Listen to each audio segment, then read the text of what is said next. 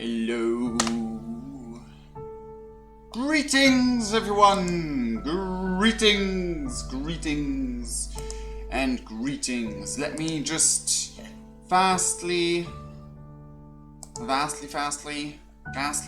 whatever, share all the links all over the place, and then we can start. Waiting for a few people to arrive, because today we will meet Jade Harley from Homestuck in Pesterquest. Yes. Facebook's so weird lately. I don't know. It's being so weird. Just share here.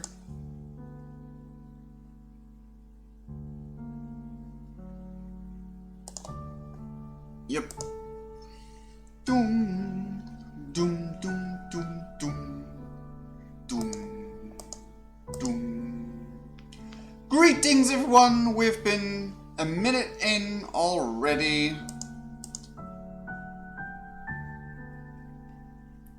And we are about to start. I'm just waiting for a few people, well, just for a few more people to join in, so that everyone can enjoy our experiencing of Jade Harley. Even though I have noticed, weird thing online that Jade might be the character of all of these four who's liked the least,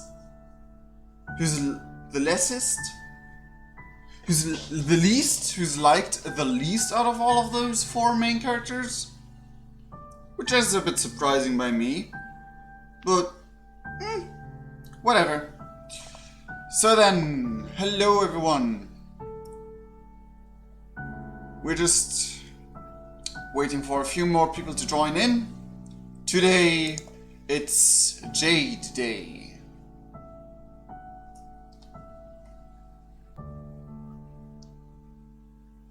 Okay,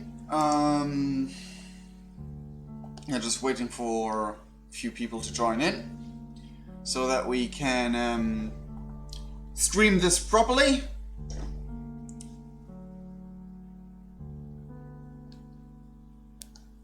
Am I here? Can people hear me? Should be able to hear me, anyway.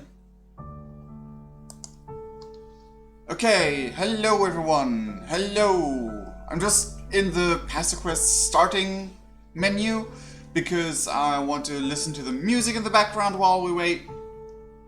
And I'm waiting for you guys to join and be here with me. I'll not wait long. Don't worry, I won't be waiting like an hour or something just for people to join in. That would be ridiculous. I'll just wait. I've waited a few minutes already. I'll wait a little bit longer. Just a little bit. Unless something happens, like, I don't know, my cats knock over my wardrobe or something. then I have to quick break for a moment. But yeah, so far so good. We can hear your cool voice, my guy. Thank you, Slotherbo. What a name.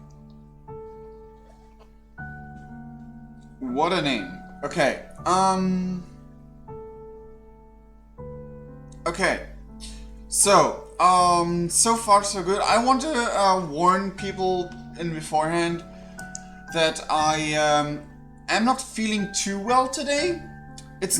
I'm not sick or anything, and I'm not like depressed or anything.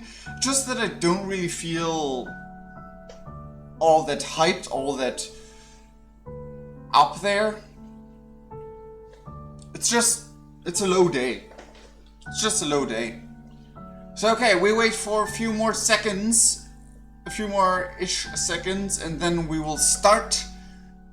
I hope it's out. It should be downloaded. Yep. It is downloaded. The Loneliest Girl in the World. What a title. And it kind of makes sense. There's like literally no human being around her at all. Now the background music stopped completely. Good, then let's start. We have been waiting for 5 minutes for people to join in. And now we will start Volume 4, The Loneliest Girl in the World. Apparently, Jade Harley. The color is... I don't know, something's rubbing me wrong about the color here. Like the color is a bit too minty.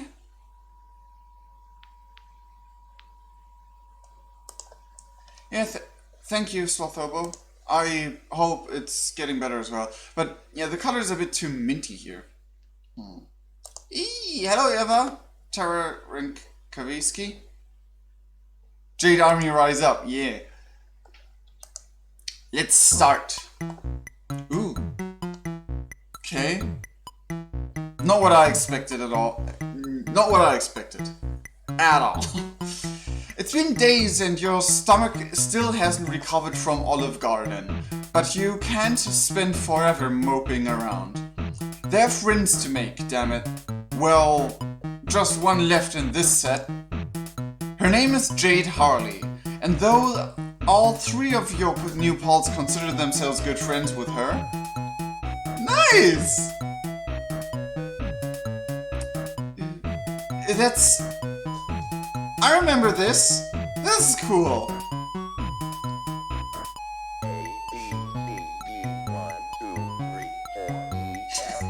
Okay, I was afraid that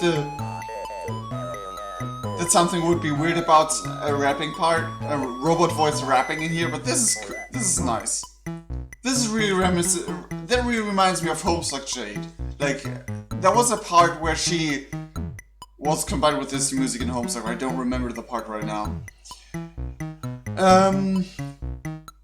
All 3 of your new pals consider themselves good friends with her. They know strikingly little about her life. The most you have gleaned is that she lives on a mysterious island in the middle of the Pacific Ocean, with her grandfather and some uncommon breed of dog. Their communication with her has been limited to internet messages and packages sent to a P.O. box in some podunk town called Honswich. Oh! That is interesting. And packages sent to a P.O. box in some podunk town called Honswich. So...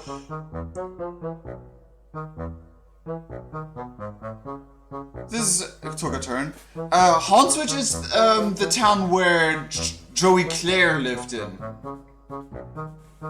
And apparently, Mom Lalonde, who turned out to be Roxy, she is Roxy anyway, just altered version. Where they grew up, possibly? Honswich is Joey Clare's home anyway. That's interesting that that's connected that way. And I really like this music, this remix of the music. I'm just gonna put it down a bit because it's a bit very loud. Ooh! John said he would message her and see if she could provide an address, but you don't want to wait. Throwing yourself headlong into friendship has always worked for you. Jade Army Rise Up. Momo, yes! So you close your eyes, think islandy thoughts, and hope it works. But something strange happens as you channel your powers. A loud bark echoes somewhere in the distance, and nuclear green energy sparks in the air around you.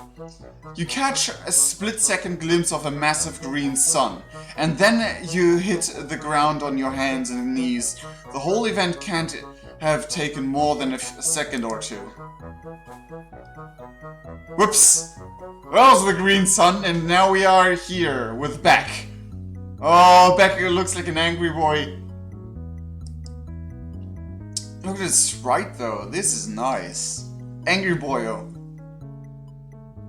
Angry doggo. Angry space god doggo. You blink and focus your vision. You are inside a room. The floor is smooth and white, and disrupting the monotony in front of you are a set of similarly white paws attached to a lusus. You mean an animal? You slowly stagger up and look him over. Good dog, best friend. Yes, angry dog, best friend. So this is a beatboxing part James wrote talk about. I don't know if it fits to Jade that much, to be honest with you guys. I think beatboxing would be more like a Dave thing, not a Jade thing, but we'll see. Yep, Jade is here, Andres Paris. Nothing much happened, we just tried to teleport and got interrupted by Beck. Yeah, we look him over. It's a Lucis. Wait, what's a Lucis? Yes. He is a very large and fluffy dog. His snout held up high. A long green tongue hangs from his open mouth as he pants lightly, and the air around him crackles with electricity, making the fur on his back stand on end.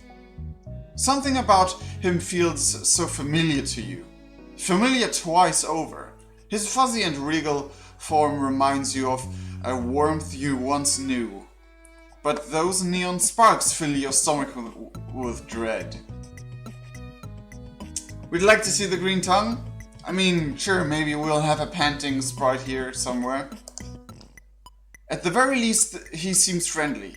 He leans in and drags his rough tongue along your cheek, leaving it tingling. His tail wags swiftly back and forth and he keeps nosing at you. He seems fascinated. Aww.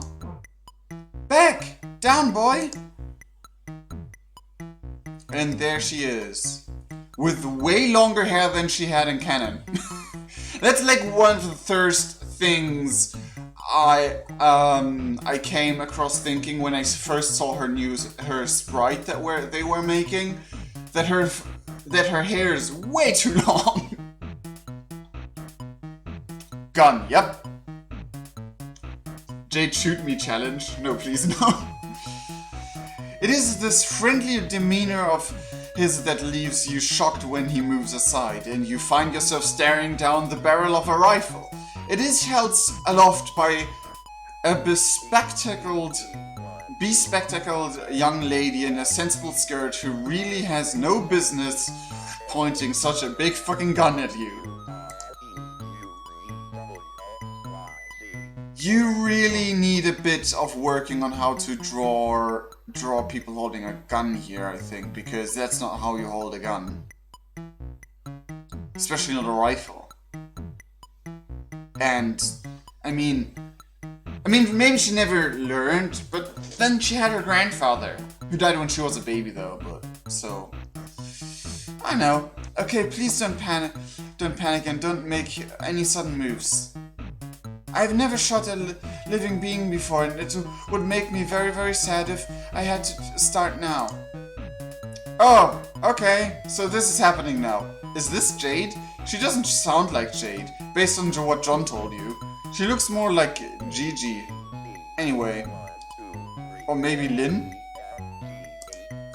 Right, the gun. Don't get sidetracked. You slowly raise your hands in surrender and try to put on your most inoffensive expression. You tell her that if she started shooting living beings, you would be pretty sad too. So why doesn't she put down the gun and... No way! I don't want to shoot you, but you are clearly a dangerous and unpredictable being, and I need to make sure I stay safe.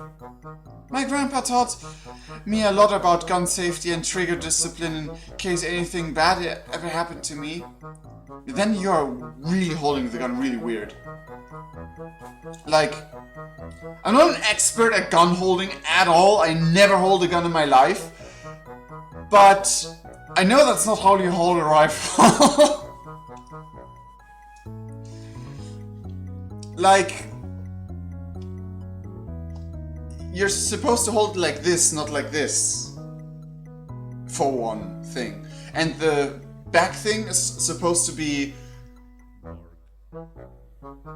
harp? What? It's supposed to be like against your shoulder in order to feather a bit of the knockback. Anyway, Grandpa told me. So I know that good trigger discipline means keeping your finger on the trigger at all times in case you need to blow something to bits. Oh, fuck.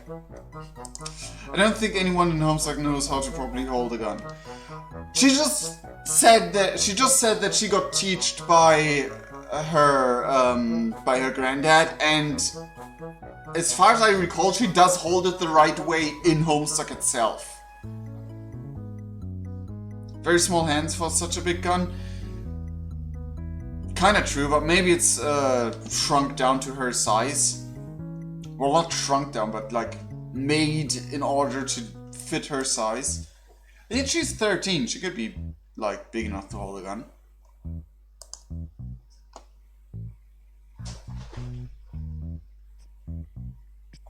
She taught her teacher completely wrong? Maybe. Oh fuck. Probably just drew it, they could see her face. I mean, I guess. It might be a reason and all that we can see her face. Yeah, that might be a reason. But yet again, they could have. I don't know. It's really off-putting how she's holding the gun to me for some reason. Now let me make things clear to you. I'm a very clever girl, and you won't be able to fool me as easily as you fool the others.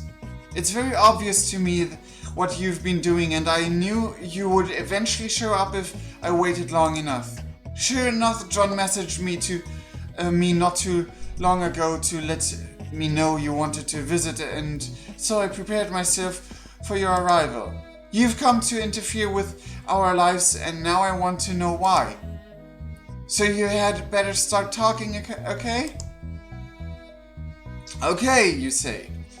What does she want to talk about? You're well versed in a variety of eclectic subjects, so you can go on about basically anything. Wrestling, postmodern art, controversial opinions on traditional jurisprudence. But you get the feeling that this is an interrogation and you really have no idea what she's interrogating you over. That's very likely story. I can put two and two together pretty easily, you know. You've never shown up in any of my dreams before, and now one of those dreams are coming to... Wait. And now none of those dreams are coming to pass. Yep, that's kinda true, that's what's happening. She's in with her left eye, which looks strange. She was holding the gun right in the comic. And yeah, the left hand should be further from the trigger, yep.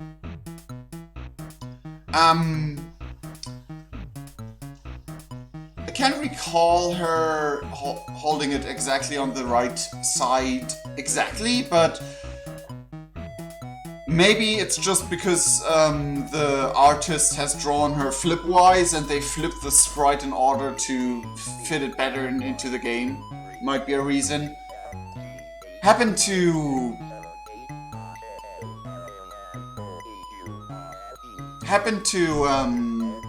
me when I was trying to make a game once, that I had to flip a character, and the artist was like, "No, I can't just redraw him." And I was like, "No, don't bother. I just can't flip the character." And she was like, "No, but the character's right-handed, and now he's holding the sword in his left hand." And it was a weird thing to do.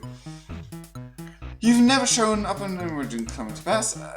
Not to mention that I don't even see Prospect when I go to sleep anymore. So yep, we're definitely in a doomed timeline. And that can only mean that you have derailed the forces of fate. You destroyed John's copy of Spurb, and somehow that changed everything. Not only could John not begin the game, none of us could. And none of the meteors hit like they were supposed to. It was like the universe changed its very fabric to bend to your evil whims.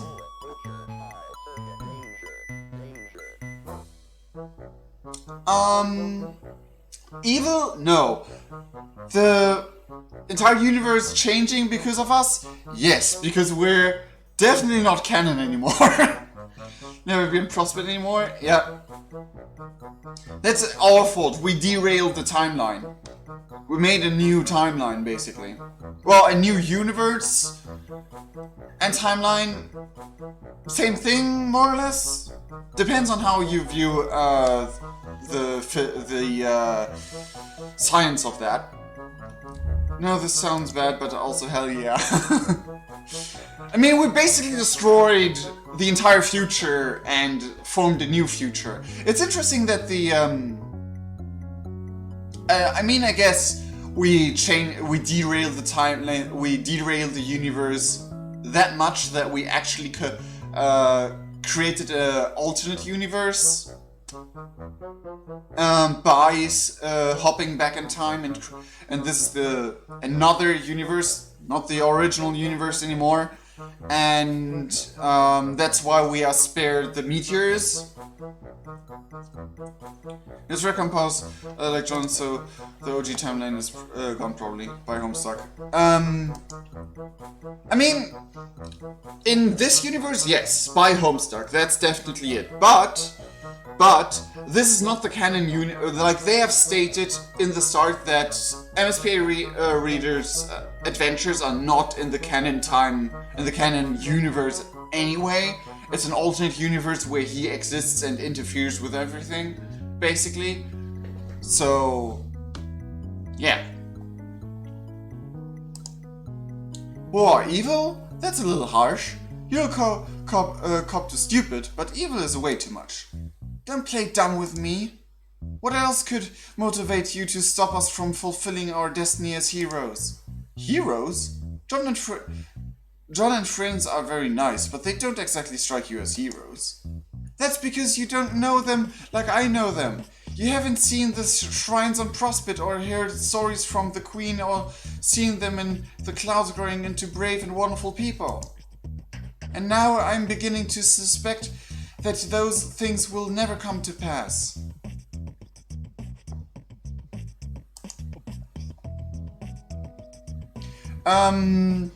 Julia, that's because it's a timeline thing. So if you go like the Alpha timeline stayed the same, the kids were born into the meteors from the Alpha timeline, and then after that, like 13 years after when we met John as MSPA reader, the timeline derailed and took a different path.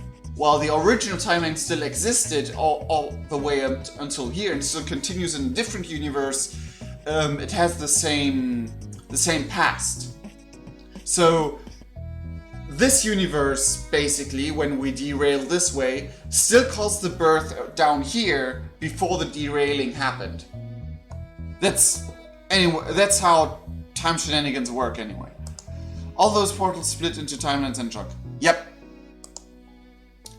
Well, basically, they don't split into different timelines. They go all to the same timeline, pre-scratch, and the derailing of the different timelines happens later. Like, for example, Dave made a lot of different timelines happen with him dying in them and having to trail back to create his own sprite and everything. And those timelines, there never was John actually making all of them. So, yeah. It's a timey-wimey stuff, a lot of it. And I'm beginning to suspect that those things will never come to pass. John's birthday came and passed without any fanfare, except from him supposedly befriending a strange mailman.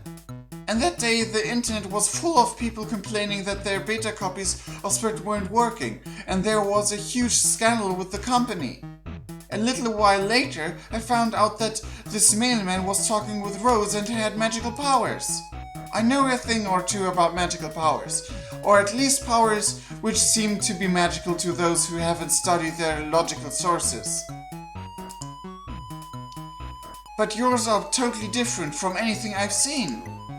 At first I thought you must be an advanced Dursite agent come to sabotage us. But you definitely aren't from Durs. Maybe a Prospect double agent? I also considered the weird trolls who keep pestering me. But they've been weirdly quiet lately, and you don't really give me that vibe. Yeah, so basically when we hopped into the timeline, we derailed the timeline, and they had lost contact with the trolls because the connected to Spurb is gone. Yep, some people, like, if you don't remember in Homestuck, some people played the game but all died because they weren't meant to play the game, basically. And obviously you are not a human. Whoa, hang on. You are a human, right? She tilts her head and gives you a little, really kind of look, and your stomach twists into knots. The more I look at you, the more I start to think you're like... how do I explain this? Okay, do you know what a furry is?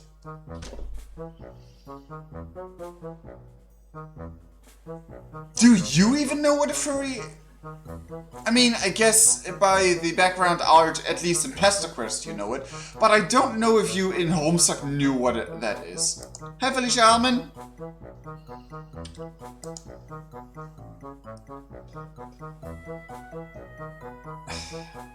I can't recall if Jade in Homestuck knew what a furry was until John explained it to her. Not that weird kind of thing, like... And then she was like, I'm not a furry, I just want to be a dog. I don't remember that. But yet, the early stages of, like when Jade came into Homestuck and all of that, I have very fuzzy memory about that. For Affinity account, that tells me nothing for example. It does for... MSP does definitely not look like a furry. Wow, okay, that question is more loaded than her gun. Yes? Alright, so a lot of artists I follow do each... How do you pronounce that word? Is that even a word? Commissions, and you remind me of one of those. Does that make sense? You have no idea what each is. Okay, good, it's not only me. You cautiously ask her. It stands for your character here. Oh, YCH. Oh, okay, that makes sense. Basically, an artist will draw a pose or scenario, but instead of putting in an actual character, they will leave a blank outline, like a mannequin. Oh, yeah. We basically look like a mannequin to you.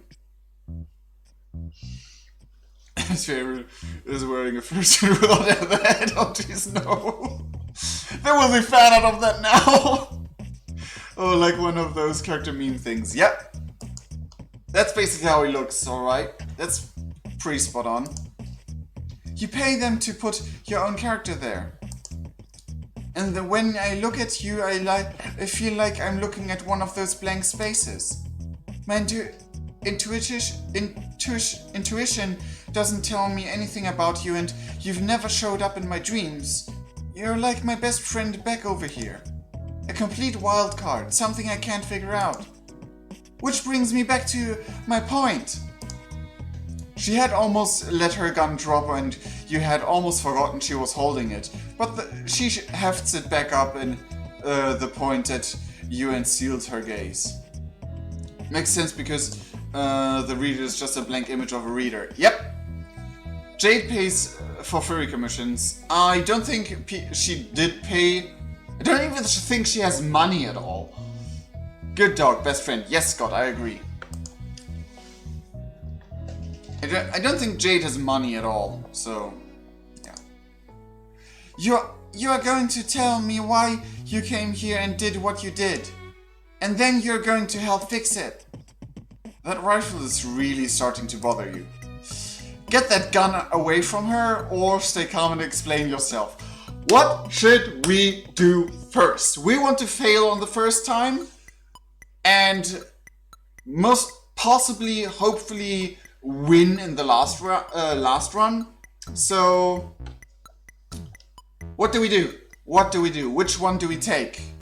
Try to take the gun away, which might get us shot, or stay calm and explain ourselves. My cat tried to eat my headphones today. Yeah, cats do that. I had it was just a cable, without any ends even. It was just a long wire with rubber around it, basically, without any USB port ends or anything. And Joey chewed on it and got pieces of it all over the place. Okay, we got get the gun for one. Grabbing the gun. Get the gun. Let's get ourselves shot. Grabbing the gun feels like a way to get shot, but this is a visual novel game. Sure, but we still can get shot. Get the gun. Jade, shoot me challenge. There we go again. So we have 3 get the guns. Feels like grabbing gun might start back teleport shenanigans. That might also be true. She's holding it wrong way. Let's take it from her. Perfect. Death, yes! I mean, we died already a couple of times and reset the timeline, so why not again? Okay, we got 4 get the guns. Which leads me to say, doesn't pay me at all, that we should try and get the gun. Let's see ourselves actually avoiding getting killed, and this is the right course of action. Don't forget to save. Evaterra, I don't really need to save that much, because I can just skip ahead until the choices happen. So I don't bother with the save system at all. Unless I have to, like, pause mid-sentence or something like that, like mid-fraction. But since since I'm streaming the entire game without any pause today, I'm not bothering with the saves at all. I've never bothered with the saves apart from Hives of Friends in Act 1, I think. Part 1, I think. Saves time though? Yeah, but not much. Just a few seconds. Anyway, let's try and get the gun from her. You can't let a good opportunity slip between your fingers again. You need to disarm her before she accidentally blows you to smithereens. There must be something else that will get her guard down. Shrug emoji brother. You ask about her grandfather, the one who taught her about guns. He must surely be a reasonable and mature man. Perhaps it might be best to bring him into the discussion. You could sit down, have tea, drop the gun. Cat, stop eating headphones. To every cat in their existence, stop eating headphones. That does not go well for you. Especially if they're plugged in, that hurts.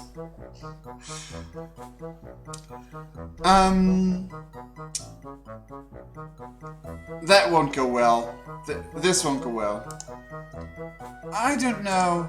Grandpa does love his tea time with guests, but usually conversations with him are really one-sided. Oh, is he that stubborn? Well, yes. He's pretty obstinate man and a total blowhard. But as well, you may find him difficult to talk to on account of the fact that he is also a stuffed corpse. There we have it. My cat Coochie doesn't need headphones. Good cat Coochie. Isn't that a weird name for a cat? Well, yet again, we have persons, which names are Facebook and Instagram and stuff like that, so... Is he stubborn? Nah, he's just dead. Yep. Oh, cool, yeah, that's cool, that checks out. This is fine, everything's fine, you love guest staring in a goddamn Hitchcock movie. This girl is clearly too unstable to be reasoned with. You need to disarm her, and pronto. You steer the topic away from the grandfather she'd surely murdered and wait for another lull in the conversation.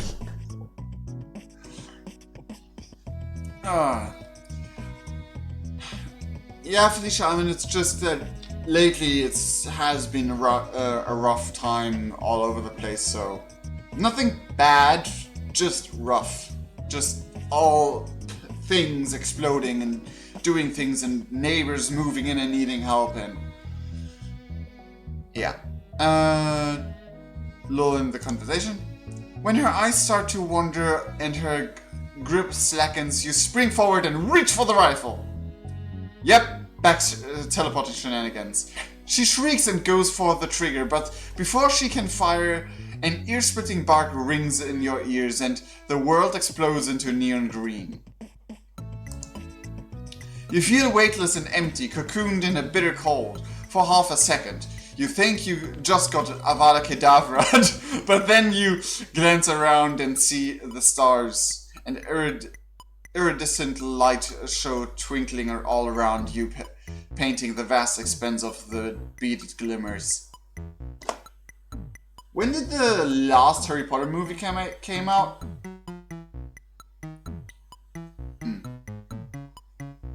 But at the end, yet again, yeah. It is transcendent. It is beautiful. You are at peace. Or maybe that's just the asphyxiation talking. Space junked. It's the insta-kill. We got it. Mom is not happy with me currently because I was a doof and told. Yeah, that's not good. You should definitely not try that.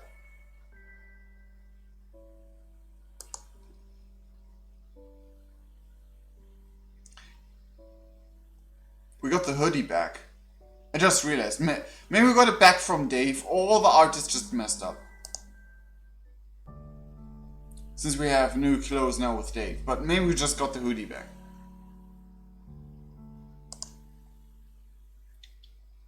Okay then.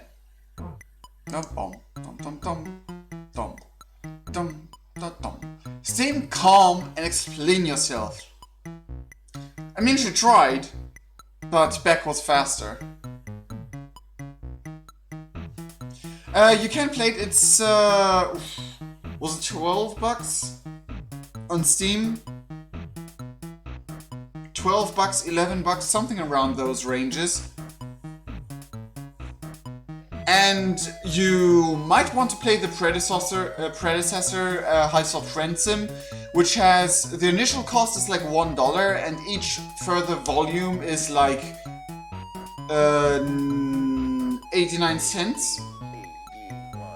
So yeah.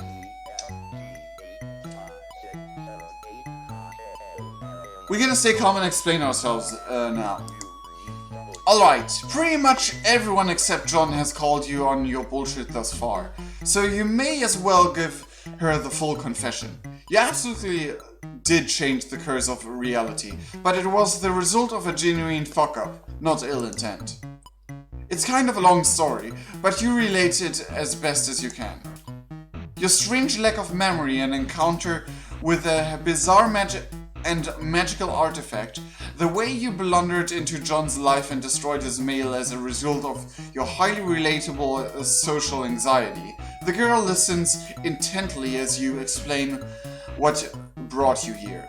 And then you offer an apology. You think that you have irreversibly altered the very fabric that threads the her cosmos together. There's probably no way of putting things back like they were and letting this lady go on her golden dream quest, or whatever she was blathering about while you were distracted by her very deadly gun. Okay. You sound very sincere and I'd like to believe you. So I'll take you at your word for now. Whatever shenanigans you involved yourself in, I trust that you did not intend to cause any problems. Let's put all this ugly business behind us. The girl holsters her rifle and you breathe a long sigh of relief. It really off-puts me how long her hair is. It's a lot of fluff, and I like a lot of fluff, but like if we compare it to her sprite in Homestuck, it's way too much hair. Baby, yes, precious baby. So, sorry about all that. I promise I only had the best intentions. It's cool, you tell her. You get this distinct feeling you've dealt with much worse. Yup. I mean, that's kind of how long it is on the sprite is. It's like past her butt. It's actually like up to her waist. Her Grimbark has a lot of hair too. Yeah, but that's years later. Do you care? Do you care her? Care her? What?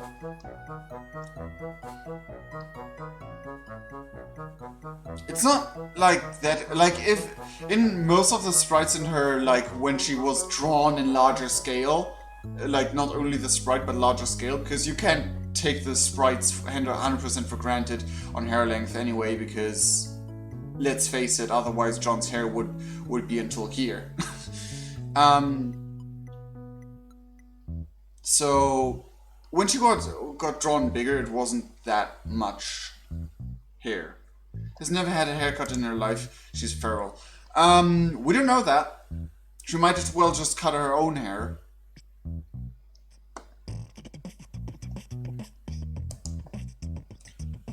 It's cool, you tell her.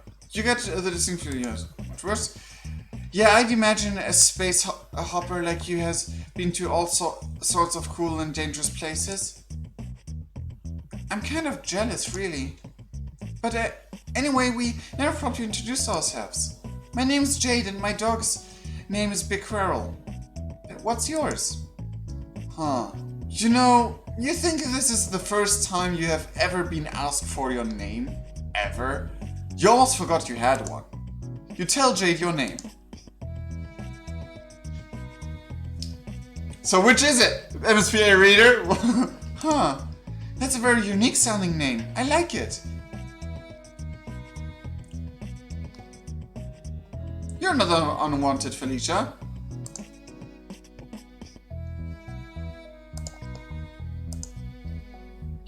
You tell Jade that you like her name too, and she beams at you.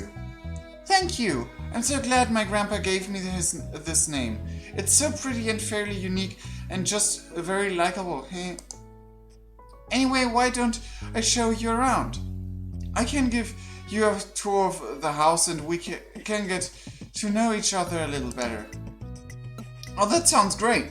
You're an expert on taking tours of other people's houses, which makes sense since you don't exactly have your own house. They stare sadly at you. You happen to be watching this in the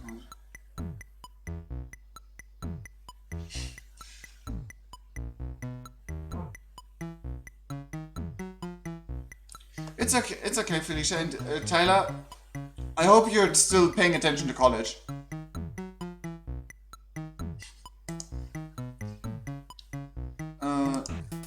I'm very sorry to hear that. No, it's cool. You have magic now, so the trade-off is probably pretty fair. Right. Well, this is, of course, my room. As you can see, I have a ton of pretty posters. This is my favorite. It was a gift from Dave and I loved it to pieces, even though it's honestly pretty dumb looking. But that's the point. Oh, this one. Yes. With Hello Jeff. The library right now, class going for the moment. Oh, okay. She gestures to the poster of Dave's webcomic guys with animal attributes scribbled onto them. Most of the other posters also feature anthropomorphic fauna drawn with fauna and fauna? Fauna? Wasn't fauna the plants? I don't remember. I'm not good with official words. Drawn with significant more finesse, it all gives you a very furry vibe. But not in a bad way, you clarify. Her lips twitch in irritation, and it occurs to you that people are probably constantly either clowning on her for liking furry stuff, or reassuring her that they aren't about to clown on her for liking furry stuff. Well, I don't actually dress up in suits or any of that nonsense, but I really love animals, and I think it is fun to imagine what it would be like to be one. Which is why I own so many animal toys, like the Manthro chaps, who are very silly but dignified fellows who are part animal and part Victorian era gentle sir. Well, that's what. Oh, yeah, I remember them. I called one of them out to be Markiplier in a video as a joke, and everyone took it too serious. Better pay attention in class or Ash will get them mad. Yeah, school is important, kids. Flora makes more sense to be plants. I was just messing them up. Jake gestures to a pile in the corner, head heaped high with plushies and dolls of all sorts. Many of them look like man-animal abominations with curly mustaches, and other feature bright and puffy squid-like creatures. Oh, and these are my squiddles. They are based off a cartoon show. Rose says it's a bad show, but I don't believe her. Jade finishes through the toy pile and retrieves a dark bluish black toy. This one is Inkabelle. She's my favorite.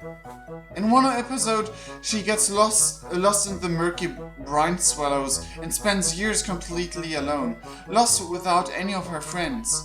But in the end, her friend Podlight tracks her down and saves her. It seemed too bleak the first time I watched it that I literally cried, but I realized in the end that it was a very poignant tale. And in class right now, next class I have some time. Okay, I'll try to make this quick then. It's like almost like My Little Pony. I love this. I think the squiddles were an actual thing in America, but I'm not sure. Jade smiles wistfully down at the plushie in her hand. She glances from it to another one of the squiddle dolls, and her expression tightens. She squeezes the doll just a little too hard, causing a horrendous pitchy squeak. I guess in retrospect that was pretty silly though. Hey, I mean, it was just a kids show. Of course there was going to be a happy ending. That's how those always work, right? Jade still is, what the was that? Jade's still smiling as she tosses the doll onto her bed, but she puts so much force into the throw that it goes carrying off the edge with a wheeze. You hear it plop onto the floor and magnetize itself to another squiddle. Its voice box lets out a weak little yay! You don't have to rush or swear. Okay. Jade stands up and brushes off her skirt. Her eyes fall to her bedspread, which features a striking cloud design. She sighs. She sighs slowly and then assumes a bright smile once more. Anyway, let's go explore the rest of the house, shall we? I've got so much to show you. Jade hikes up her skirt and skitters down the spiral staircase 2 steps at a time. You're a little interested in the high-tech devices laying on a workbench near her bed, and glowing green crystal that you think is literally uranium. But Jade's already gone, so you tear your eyes away and follow. I honestly wish my bedroom was like Jeez, this is so cool, holy squid. Yep, that's a lot of stuff going on, but I think without a teleporting dog taking care of you, that might be a bit much to take care of, but who knows, who knows. The landing below her room is small and cylindrical, and features only a grey closet-looking device and a platform on the floor. Why am I yawning so much today?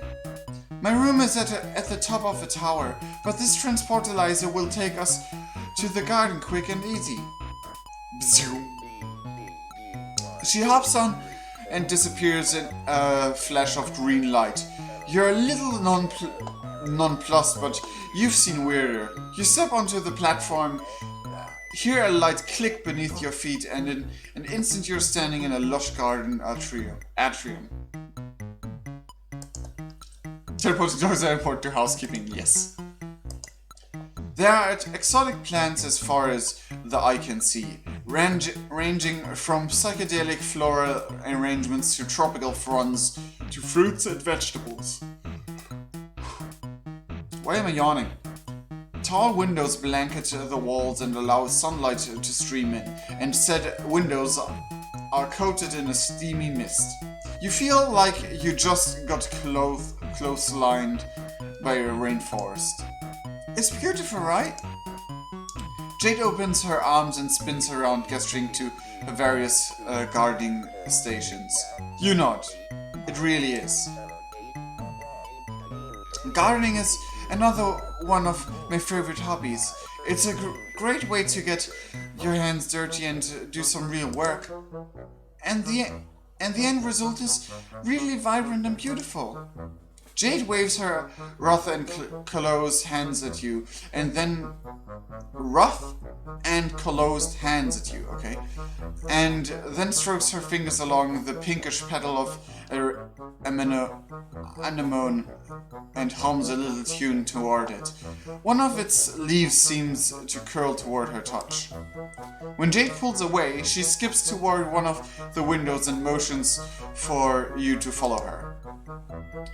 It's a beautiful island vista that awaits your gaze. To your left is a towering mountain that might just be a volcano, and ahead of you is a small bay filled with giant lily pads and an old mossy temple. Beyond the island, the sea stretches out to a shimmering horizon. Past that boundary line, an entire world awaits, ever out of reach. This is my home. This entire island belongs to just me, Beck, and my grandpa. It's a very peaceful place.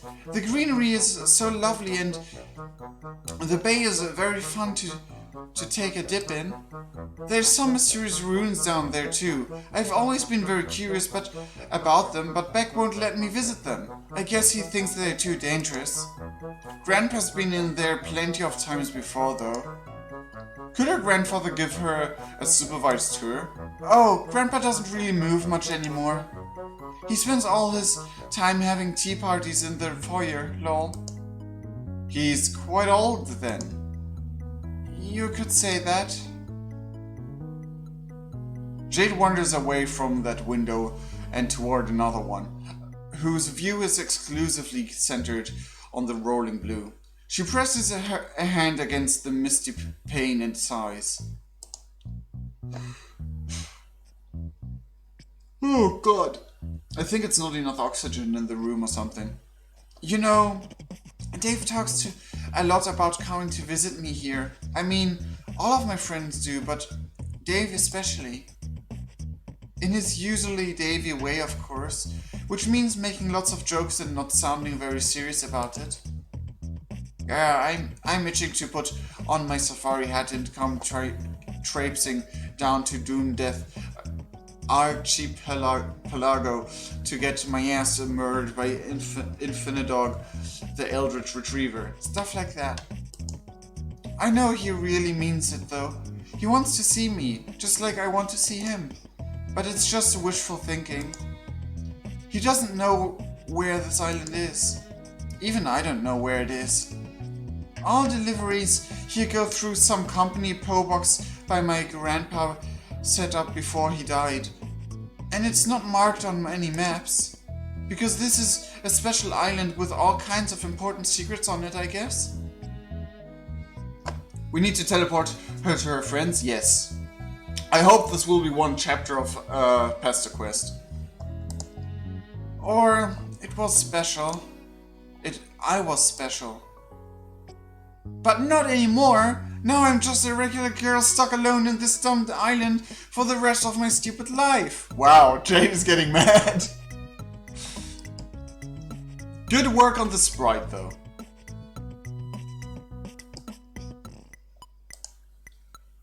Whoa, you ask Jade if she's feeling alright.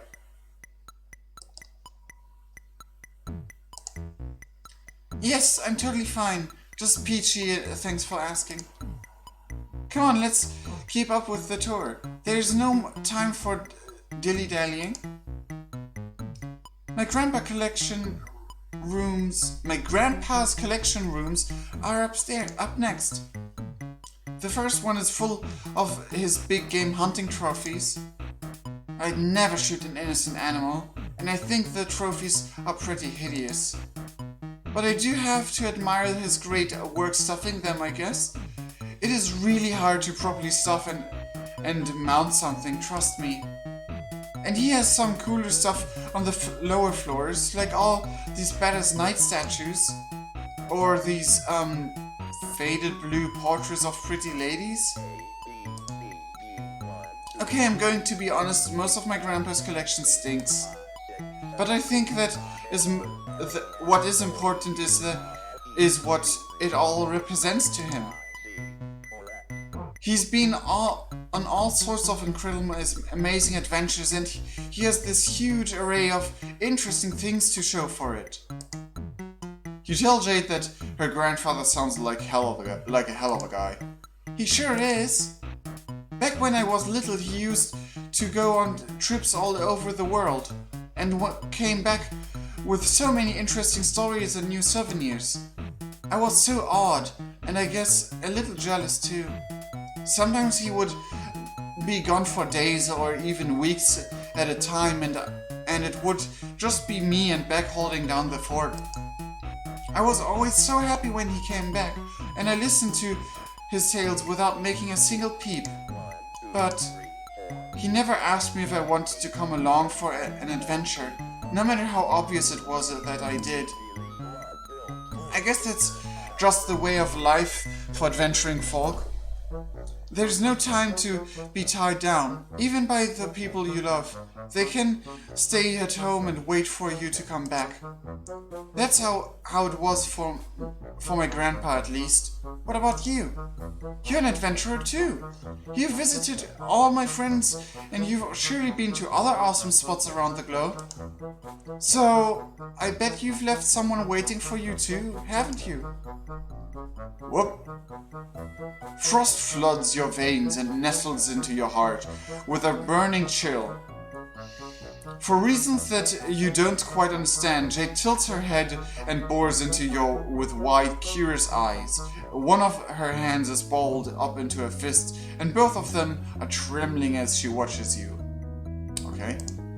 Jeez, you're gonna have to coach another kid through parental issues, aren't you? You swallow down your sudden anxiety, force a smile, and remind Jade that you're suffering amnesia. Oh, right. Well, it's just this feeling I get, you know. I have great intuition. When she smiles, the corner of her mouth twitches. It's now or never. Would she like to talk? I said I'm fine. There's nothing to talk about. Unless you want to talk about, some of these flowers. Isn't this one such a lovely yellow? Surely there's nothing wrong with a good old feeling jam, right? Jade's an expressive, empathetic girl. Feelings jams should be her thing. You think that, but she's still steadfastly ignoring you. Hey, how about this orange with a goofy face on it? Why don't we boggle at it for a while? Jade, something's wrong. You need to talk this out. That's what you do. You're a talker. So why don't you two... Oh my god, just shut up! Please just shut your stupid fucking mouth. Wow, Jade. Was Jade always this cursive? Like this... I mean, I guess we kinda call Zen an existential crisis already, with us suddenly popping up and changing her entire future, but I don't remember this as part of her character.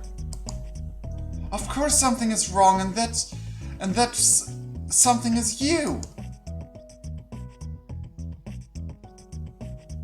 There's a long pause.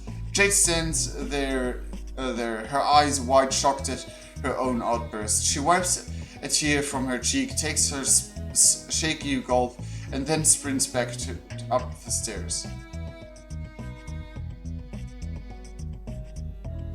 Think she does swell up when she's mad? Well, it didn't really happen in Homestuck though. Not as far as I'm aware. Oof, that didn't work. You stand there for a while feeling like a tender AAA grade jackass, AAA grade jackass sneak with baked douchebag potatoes on the side. Then you sigh and seal yourself and make the trek back up to her room. Jade is nowhere to be seen. Beck is pawing clumsily at a large suspiciously jade-shaped lump beneath the covers of her bed. You clear your throat and ask her softly if she wants to talk. It's cool, you say. You listen to teen drama all the time, and this is some particularly choice drama. Future and past Karkat fighting got her pretty really mad, I think. Yeah, but I don't think she swore a lot in general. But this outburst, as we have seen, confirmed, she has a mental trauma to go through thanks to us. So it might have changed her a bit. Not the kind, not that you like the drama, you clarify. You just kind of exist in a periphery of it constantly. You are a drama magnet. There's a long pause, and you are about to turn and leave when she pulls the covers off and turns to you. Her eyes are all puffy and red. Yeah, we messed her up. We definitely messed her up. Hey, I'm sorry I yelled at you. It's not really your fault. I mean, it kind of is, but you didn't know you were messing anything up. It's not fair for me to be pissed at you. It's just, none of this is fair at all. Yeah, that sounds like life, alright. You sit down on the bed and tell her to vent about it. It's okay, you can take it. Okay. Have you ever spent your whole life waiting for something to happen and then it didn't? Well, your memory's pretty fuzzy right now, so you can't say you have. But you think you understand a similar sense of yearning. Good God, you have yearned.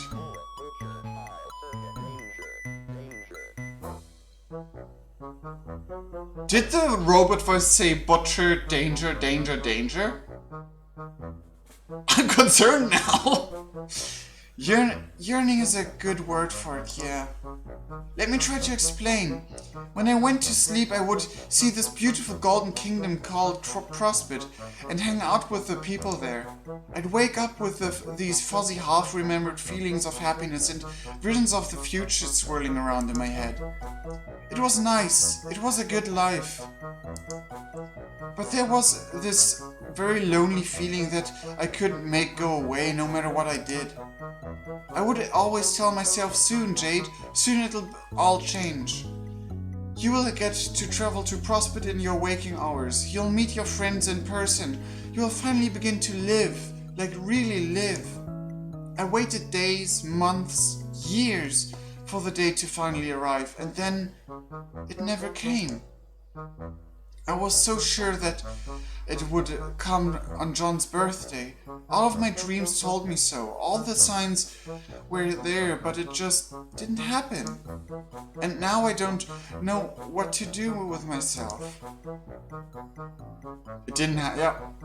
Yep. For a good... Yeah, we've waited for a good epilogue. Don't get me started on the epilogue again. I talked about the epilogue last time about a bunch of things. I don't want to turn my Pesterquest streams into epilogue rant hour. Yeah, everyone wants to hug Jade. Well, not everyone. Did you know that apparently from the 4 beta kids, Jade is the least liked one for some reason? There are a huge amount of people online who hate Jade for reasons I cannot grasp, by the way. So I have no idea why, I have no idea how, I have no idea where, I have no idea when, but it is that way.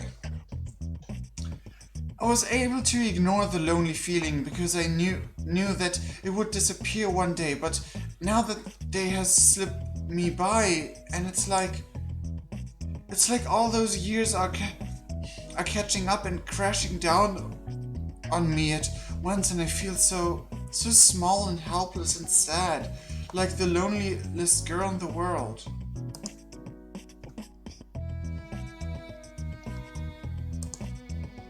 Yep, give all the kids the hugs, to be honest. I don't want to put this all on you. That wouldn't be very nice, but it's not fair. Jade vaults from the bed and stamps her foot on the ground. Hard.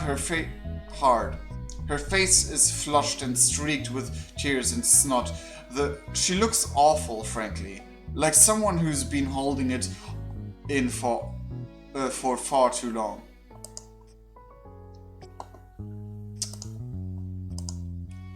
Becca gets up and starts licking her at her cheek, and she holds him off until she can wipe her face on her sleeves. Thanks, Beck. At least I've got you for a best friend, right? Jade settles back onto the bed, stroking Beck's fur softly. I have a lot of complicated feelings about all this, I guess. So complicated and painful that I'd rather just pretend everything is okay. But now I can't pretend anymore, and these feelings are all that's left. And I hate feeling so glum. I hate sitting around being all sad and useless.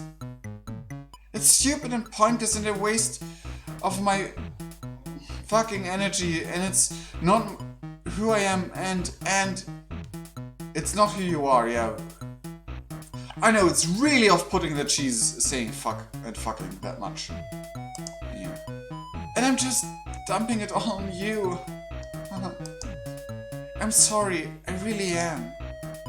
Man, you just completely fucked up this girl's life, and she's apologizing to you? Now you feel like the delicious 3-layered shithead tiramisu served after that nice meal of steak and potatoes you had earlier. You really want to help Jade. Hello, Diana Banana! Greetings! And while you still don't quite get all of this magical moon stuff she's been talking about, you do get how it feels to be lonely. That's something you can help with. You offer her your hand. Want to go see the world? She sniffles and lightly shakes her head. It's not going to work. Well, there's no way to know that unless you give it a try, right?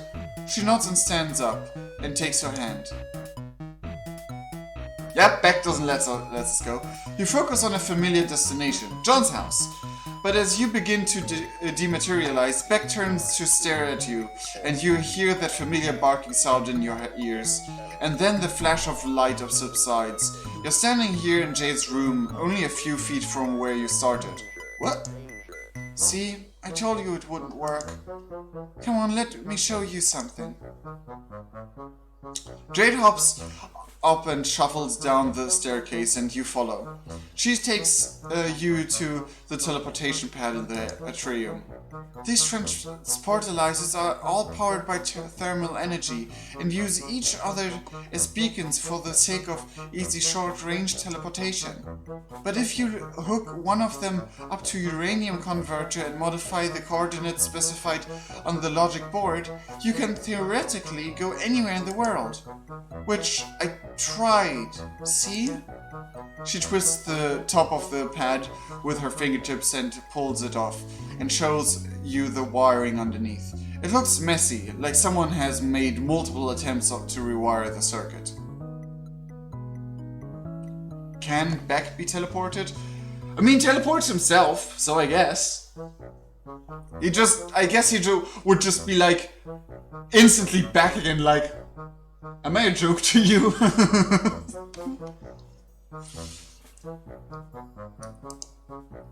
But when I used it, I only led to the exact same thing that happened just now. Beck used his powers to prevent me from leaving the island. Maybe I got the coordinates wrong and I would have ended up struck underground or something, but I checked and double-checked my measurements. I think Beck just doesn't want me to leave the island. He wants me to stay somewhere he can keep me safe at all times.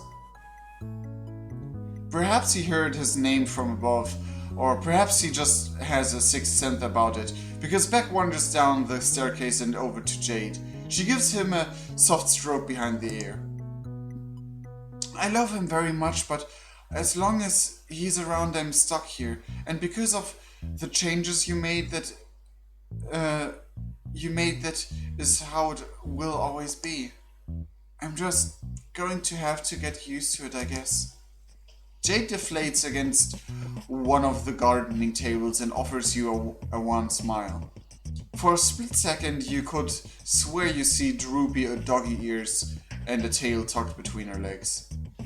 Well, not anymore. That won't happen in this timeline. The mountain won't come to the moment. Must go to the mountain. We need to teleport all Jade friends to the island.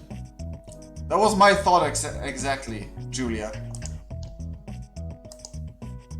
Depression to this degree simply is not conducive to friendship, and even if it was, you would still feel pretty shitty about it. You should do something to cheer her up.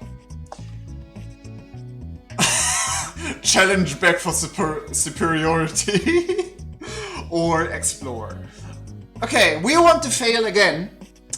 This has been a long time. This has been a long route up until this point, so I guess Jade's routes are longer than the others. Assault dominance on the Becquerel Harley. Okay, challenge Beck for superiority or explore. Which one should we take in order to first fail and then win? Which one do you think I should choose? Challenge Beck. We have one challenger.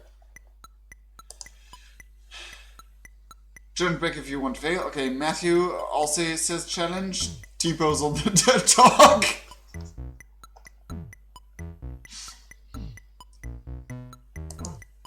The battle of teleports shall begin. Three teleports. Challenge. 3 challenges. The battle of the dog and friend. Let's try again. So, well, who's evil and good in this scenario, though? We're basically evil because we destroyed an entire universe. We destroyed not only an entire timeline, by creating a new universe. No, we stopped a new universe from becoming existent in the first place. Beck is evil, so evil the evilest. Look at his face. No! Dog is good boy. Beck is good boy. All doggos are good boyos. He knows that he is the true villain of the web. He is not, though? No? Okay, okay, we will challenge Beck for superiority. It seems to you that the cause of Jade's problems, even though he's probably not hurting her on purpose, is Beck Farrell. He's a good dog, and he wants to protect her, but the time for that has passed. Jade has a new omnipotent friend in her life, and she's got places to be besides this island. There's only one thing for you to do. You need to establish yourself as the new alpha of the pack. You must win the right to escort Jade to visit her friends. This is how dogs work, right? Yeah, it is. It definitely is, you think. You square up, bend your knees, and tins your palms. I have to go to my next class. I might miss the end of this route, but I don't really mind. Thank you for hosting. You're really nice. Thank you, Tyler. But this will be up as a video later on, so you can always go back, skip ahead the time you watched already, and just watch the end then. So we'll be here. The video will be online when you're back. Have fun and good learning at college, I guess. Have fun at college and do good. Make good grades. Make good grades? Do good grades? How does this work? You know what I mean. This PR goes feral. Oh jeez. I thought so. Nice! Thank you, Tyler! Good out shout to Tyler Blue for subbing! Woo! Also, I will only do a shout out if you tell me you sub and you actually sub and I get a notification that you subbed, because for everyone else, you're welcome! Because the pop-ups, it doesn't give pop-ups or anything. So yeah. You square up, bend your knees, and tens your palms. What are you doing? Don't you worry about it. You tell Jade. You're practically an expert in Lucis wrangling techniques by now. In what techniques? She shouts behind you, but you're already charging.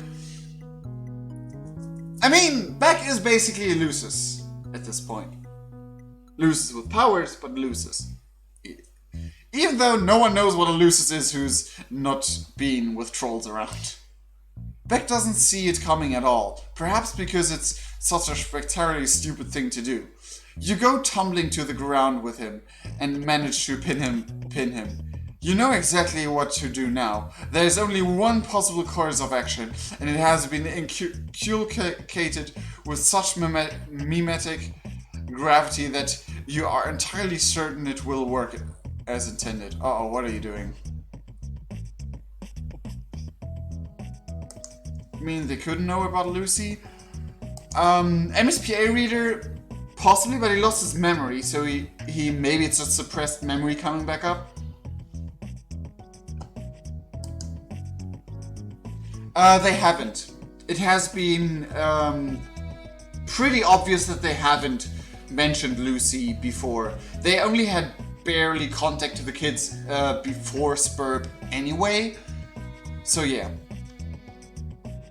Yeah, the kids. They barely had contact to the kids at this point anyway, and they wouldn't had any reason to mention the Lucy, and also all of the kids mentioned in one way or another that they didn't know what Lucy was in Homestuck.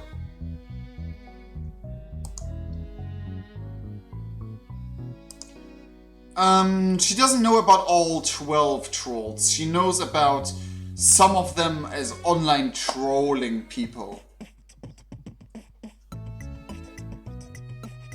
His memory does come back occasionally. The example is that moment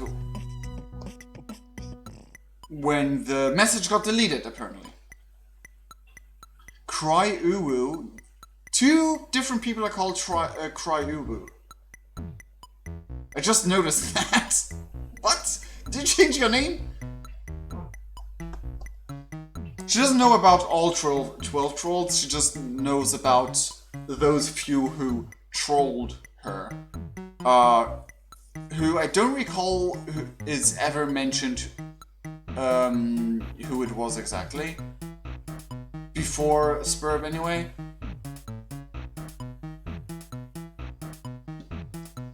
You know exactly what to do now.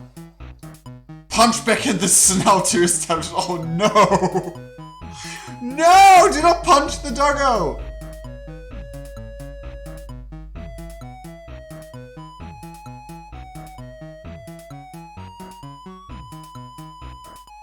In Act 4, I was confused by the volume, but in Act 4, she did. If you can find the exact page where that's from, please link it in the chat. It's a Prom Sleuth reference. Might as well be, but... do not... yeah.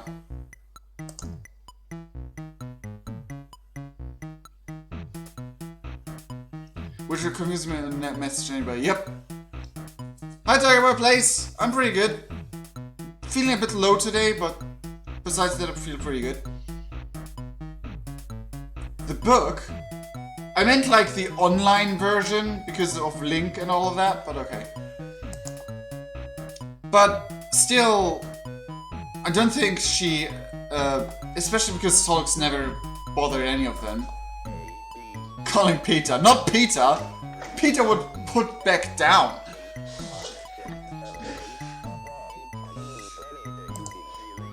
Oh, there we go. You have to punch the.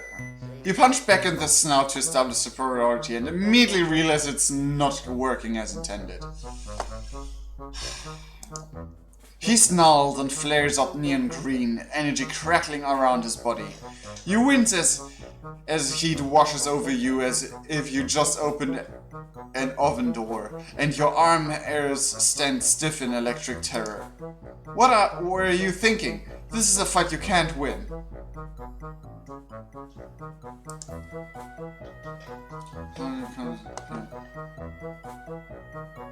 Yeah, school's always a bit of a bummer, but you have to go through it. Ah! Beck lunges at you and sinks his fangs into you. You yelp, pain splitting your side, radioactive fire roaring up your arm. You yank yourself away and instinctively try to teleport, but as you disappear, Beck's teeth catch your shoulder and hold on tight. The two of you go hurtling through the nothingness, and you're pretty sure you've left blood spatters on some meta-narrative construct like a website scroller bar or the RenPy debug screen or some shit. Eventually you come exploding back into cannon and bounce,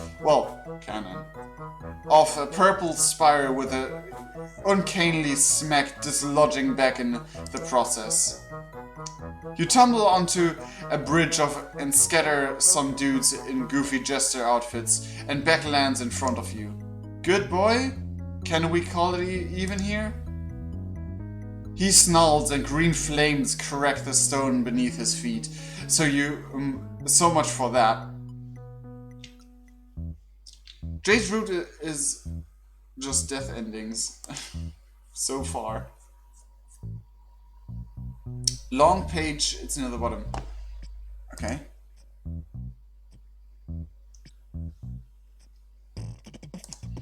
You throw up your arms in front of your face and squeeze your eyes shut as Beck lunges again.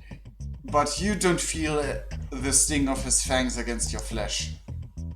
Instead, you feel the singularly odd sensation of your body passing right through Beck's as though you have just had a window thrown at you, like a reverse defenestration. Refenestration? Unfenestration? The world beyond your eyelids strobes green, and when you open your eyes, you find yourself staring into a massive verdant sun. You think You think that went in for the kill. You must have phased through him as his powers surged. It was pure dumb luck.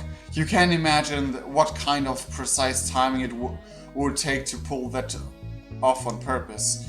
The good news is that you're alive, but the blood loss is really doing a number on you, and you can't focus your powers. Your vision flickers at the edges, and there's a ringing in your ears louder than the flickering flames of the sun. You only just barely hear a voice from behind you as your eyes glaze over. Who's this douchebag?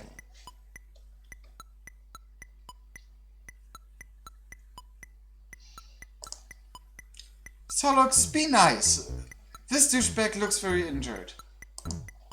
I think they're going to have to restart and try again. But luck next time.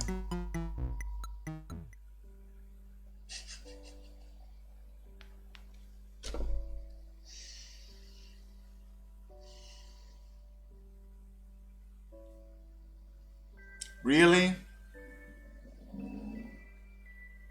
Really?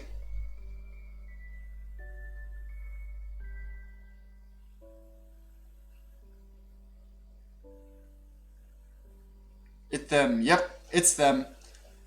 Didn't feel the necessity for that, but whatever. Like, sure, whatever, but they wouldn't have showed up at that.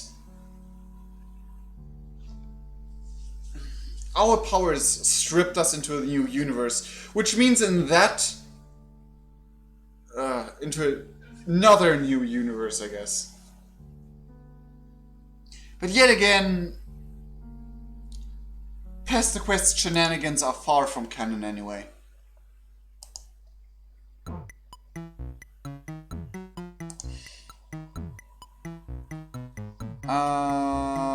Stay calm. There we go. Yeah, this is longer than I expected. Now, let's go to the good ending and explore. You present your most finely honed smile of confidence and urge Jade to stand. This is no time to mope around. There's plenty of fun to be found without leaving this island. You'd suggest that perhaps with your help, you can give her the opportunity to explore that temple she's always been curious about. Really? That would be super fun. But what about Beck? Oh, there's nothing to worry about there. You have a genius plan. You tell her to just head on over to the temple and you'll take care of the rest. Oh my goodness. Some bigger must be happening with Pesterquest? I don't think so. I really doubt that, because nothing big happened, well, depending on your viewpoint, with Hyslop, but let's just say the note to the Pesterquest and Hyslop friends in games was, we do experience some canon facts, but the events that take place are far from anything canon.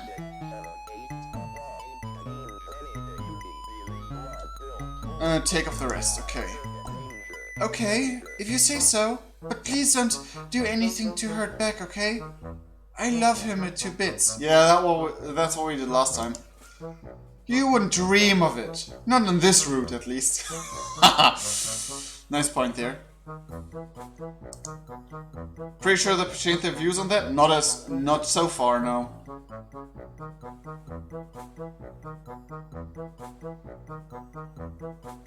All of this is canon? Nope, none of this is. It's canon to Pesterquest's to MSPR's adventures in that case, yes. It's canon to MSPR readers' adventures, but it's not canon to Homestuck or Hiveswap.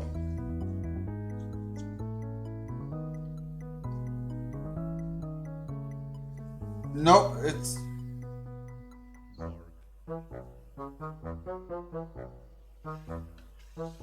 Well, I guess this Pesterquest is like a lead into whatever the next thing I see mentioned at some point. I don't hope so. I really don't hope so. I don't think and I don't hope so, to be entirely fair with you, Squeenie Todd, because... I mean, Homestuck was a great thing in itself and it had a great canon line and everything, but... They always said, and they haven't said to change, they haven't said anything about changing it as far as I'm aware.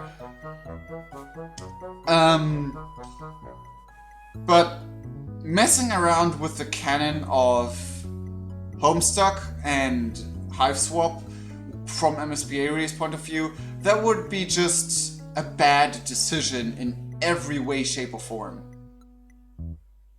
There were Easter eggs found in the coding that are suspected to be jerk, and it said stuff like someone's screwing with the alpha timeline.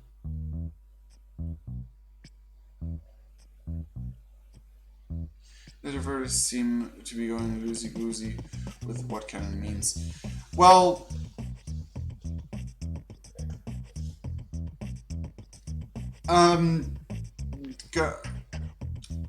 I don't think it's all that much of Dirk taking his place on that, because the epilogue is its own thing. It's not even canon to Homestuck anymore. I mean, they're just simply things that are borders of when you cross it, it's not canon anymore. And as long as we stick to that, we're safe. We're on a safe bet.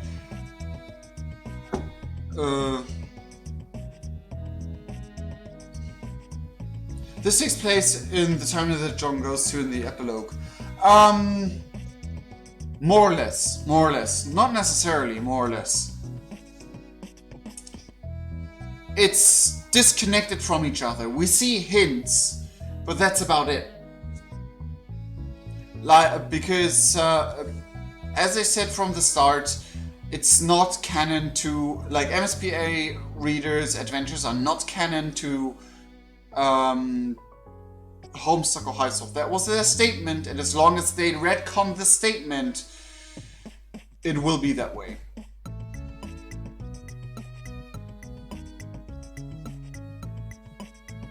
My sources are Homestuck, like all the works of Homestuck related stuffs, and the Twitter accounts of the creators. Some of them, anyway.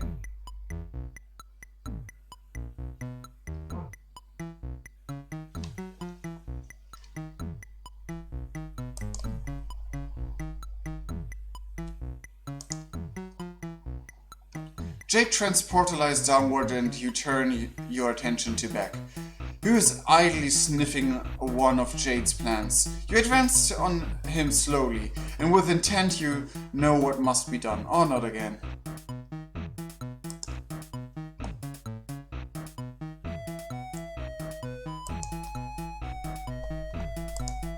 They did say this wasn't canon. Like, the information we gather that Jade is lonely, that Beck has powers, and that Jade has dreams, and all of that, that's canon information, but it's not canon to Homestuck or Hiveswap what we experience as in the adventures themselves. That was, like, their statement on Hiveswap Friendsum, and it was and they stated it was in the entirety of MSPA readers' adventures. It's not canon to the other stuff, but canon to itself. I think it was on one of their Twitter feeds, and as well as in the... I think it was in the game description of Hiveswap as well. I'm not sure anymore, but I distinctly remember Hiveswap Friendsm, not Hiveswap, Hiveswap Friendsm. And I do remember that when Hiveswap Friendsm got announced, that they said that was the case. Like, for example, that MSPA Reader was on Alternia and had his adventures, was not canon to Hiveswap. We just met the characters in an outside of canon thing.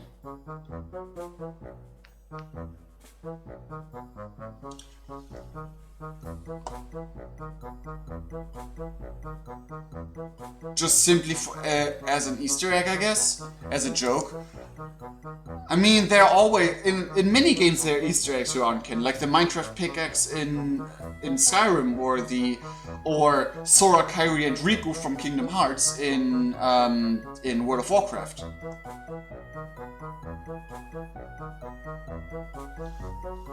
I do remember it was mentioned on Twitter, definitely. Like when Hiveswap Friendsm got announced, some of the announcement posts was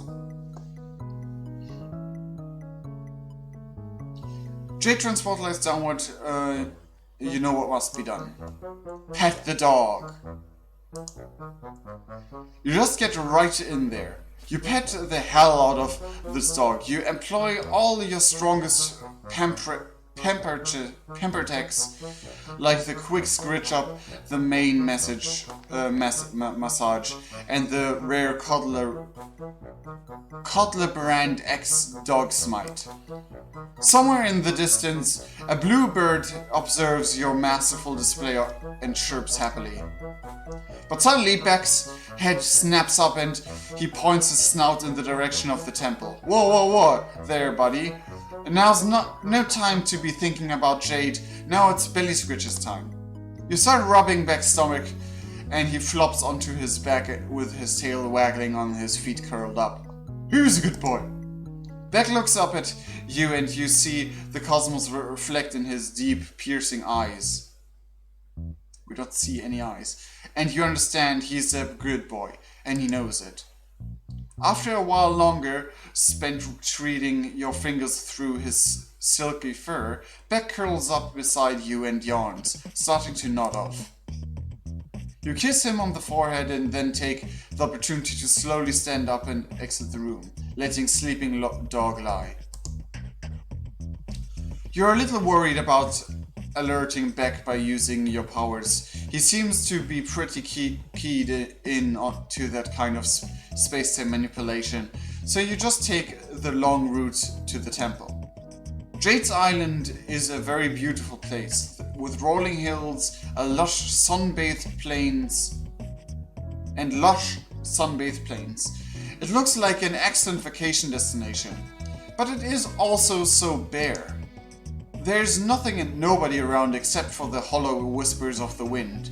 You can see how this place would feel much less like paradise after years spent stranded here. I was hinting at more. I don't think it was hinting at more. I would doubt it, and I would really dislike it as well. Let's just continue this for a while. Yep, we will.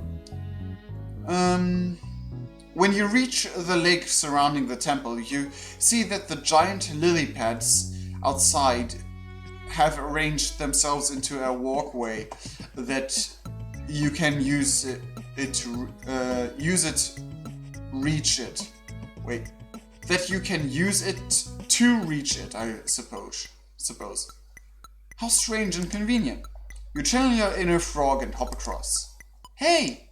Up here! Jade calls down to you. She's at the temple entrance far above your head, waving down at you.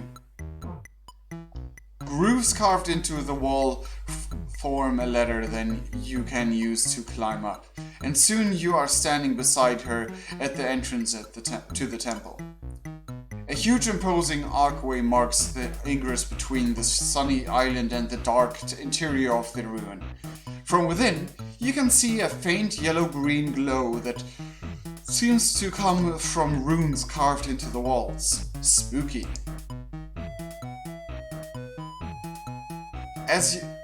As you proceed through the entryway, Jade runs a hand alongside the glowing hot walls, her face bathed in this sickly green. At the end of the hallway is a large round platform decorated with cloudy designs and a glowing orb at the center. It doesn't pique your inner interior decorator, but Jade seems quite awed by the sight. This is Gaia! I knew this temple had to be connected to that world in some way. Jade rushes onto the platform and it begins to descend. You quickly follow her before you're left behind, as the elevator takes you down to an expensive dark room below. Much like the rest of the temple, the space seems very sparse, and it is illuminated by the faint glow of the runes on the walls. A large purple lotus flower rests atop a pedestal in front of the elevator petals, wilted. There's an electronic display built into the pedestal, with a timer that could feasibly count down for millions of years, but it seems to be glitched, stuck a few hours away from zero. Exactly 4:13, really? But it seems to be from zero with a seconds digit constantly ratcheting back and forth between two numbers. But if it's hours, it should be there, not there. So this is not the number that is represented of what we are telling. Unless these are... No, these are seconds. These are definitely the seconds. So this is not what we see here. The text and the imagery do not match up. Jade places a hand on the pedestal and sighs. The number is stuck. I think this is a time capsule, but it's malfunctioning for some reason. Was I supposed to open it when the time was right? Now I'll never know.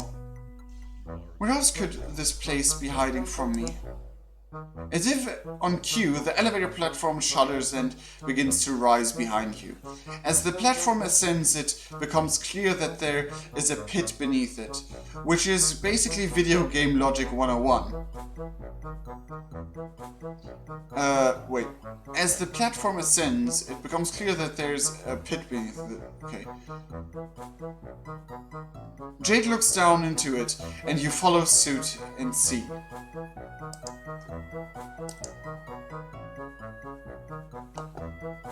It doesn't automatically erase its canonicity, but on top of me not liking it if it were that way, I also doubt it.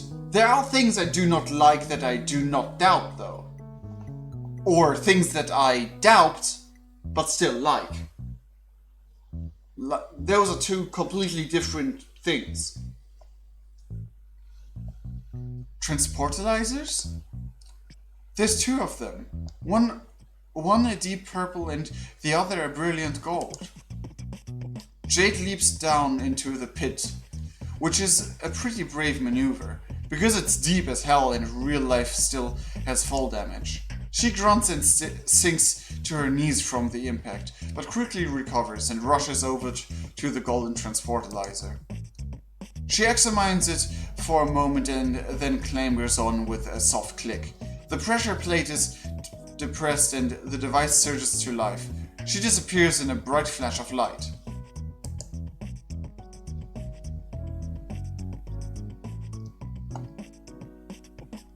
Welcome back, Felicia.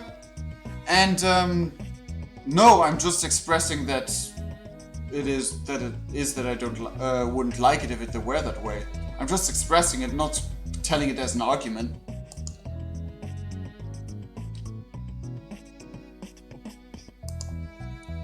Well, shit. You'd better follow her. You hop down and step onto the transportalizer, and the same flash of light consumes your body. You feel something like wind whipping around you as your molecules are dematerialized and then reassembled in a new locale. A glimmering golden palace. Wow, this place is way too fucking bright. Someone needs to crank the saturation down, pronto. I don't believe it. Jade is looking around with wide eyes and reflect your golden surroundings. This is it. This is Prospect, the planet I visited in my dreams. I didn't think it was possible to get here like this. What does it mean? Why am I allowed to be here right now? I should go talk to the Queen. And with that, she's off, sprinting down the halls with a renewed sense of vigor. You scramble to keep up with her, treading your way through crowds of confused white-shirted folks in fancy outfits. They kind of remind you of yourself, but with chitinous bodies. You sidestep a lady carrying a paint can and shuffle down a lengthy golden staircase adorned with regal golden spikes, and you can only barely keep your eyes on Jade's long black hair as it wishes behind her. When you finally catch up, she's in the middle of an argument with two burly fellows in white suits. She stamps her foot at them, but they are undeterred, blocking her passage further. Eventually, Jade wheels around to look at you. She tries to soften her expression for your sake, but her face is still sour. Ah! The guards won't let me see the Queen. Apparently she's really busy with something. They told me I'm not supposed to be here and that I have to leave right away.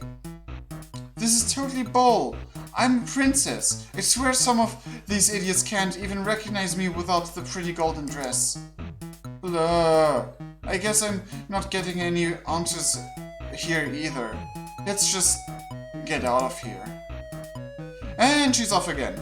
This time striding forward with her fists curled and her jaw set. You glance back at the guards, whose furrowed brows strike you more as worry than ire, and then follow Jade back. You're almost to the exit when you see it, a dark figure silhouetted against Skya's brilliant blue. They are humanoid in shape, with two leathery wings outstretched in inky black tendrils trailing behind.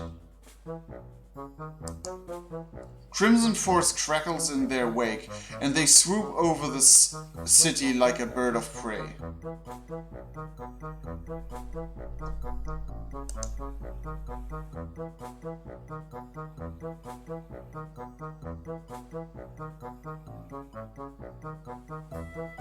The head game first goes holding back the dominance ending. The side comes out, don't you admire.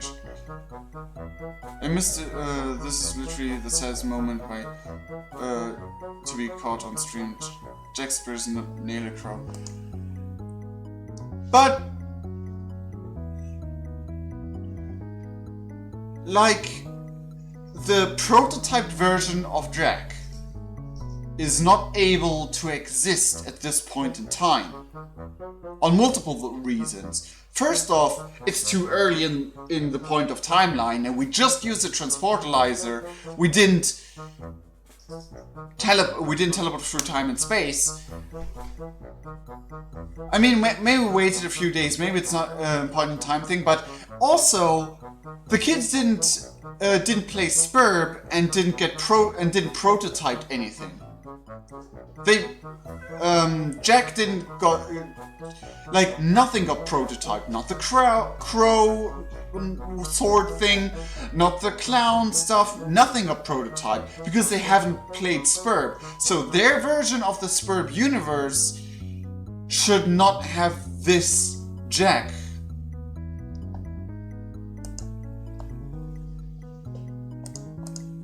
Something about them gives you a major case of the heebie-jeebies. You do a nervous little half jog back to the transportalizer and get the hell out of Dodge.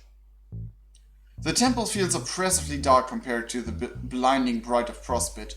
You spend a while blinking as your eyes readjust. The transportalizer you just used flares up red and then cracks. That's probably not a good sign, is it? You do what you do best, ignore it and climb out of the pit. Jade is standing beside the Lotus contraption, running her hand along one of the pedals with her face set. What does all of it mean?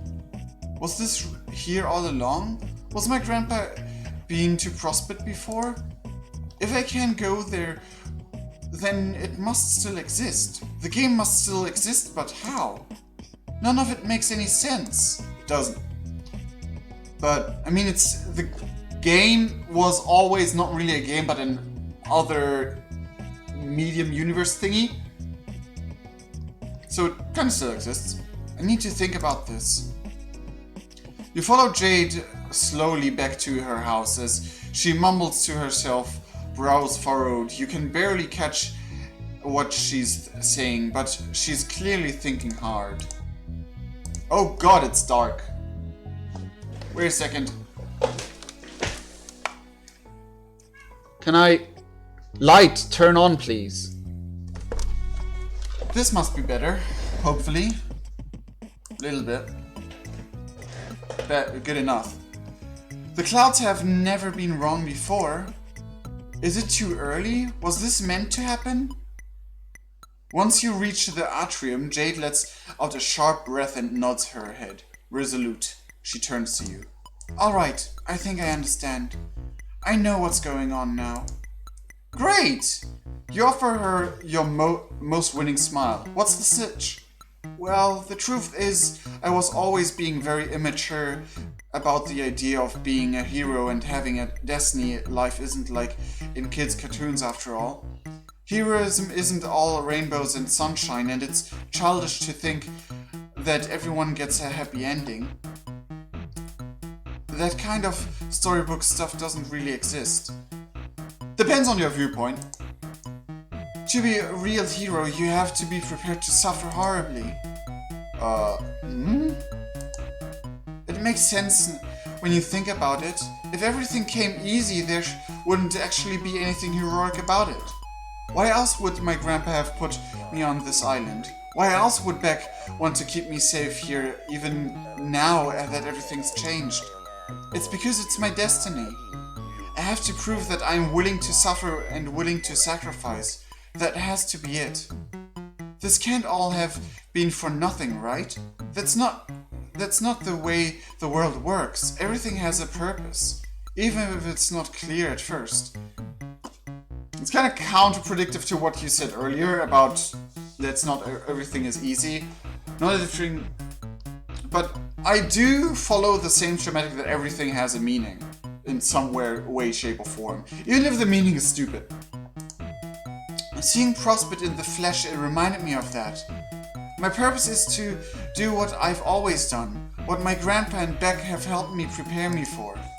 I know I'll be really lonely, but in the end it means that everything will continue to play out the way it is meant to be. It's a very noble job and I've got to be the one to do it. You are at a loss of words. This really doesn't feel like the right takeaway from all this. But you don't know jack about Spurb or Destiny or any of that nonsense. So how are you to say otherwise? So thank you for helping me visit Prospect. I wouldn't have figured this all out if not for you. And I'm sure that meeting me is one step along the way towards your mysterious fate as well. Jeez, Pumpkin. Nudging your head against my arm so hard it hurts. I hope you don't hurt yourself, Pumpkin. I'll be rooting for you. Jade erupts into a broad, beaming smile. It might be the first completely genuine smile you've seen from her this entire time, but that doesn't make you feel any better about it. In fact, it's more of a knife twisting in your gut. And when she throws her arms around you and hugs you tight, the knife pushes deeper to the bone. Well, you probably have more important stuff to do than... Now he's attacking me. Well, you probably have more important stuff to do than keep hanging out with me. I'll let you get back to it. Jade turns around and heads for the staircase, leaving you to stare at her retreating form. Is this it? Will you accept the new destiny you've written for Jade and allow her to stay trapped here on this island? We had another choice? Oh, that's not what I expected.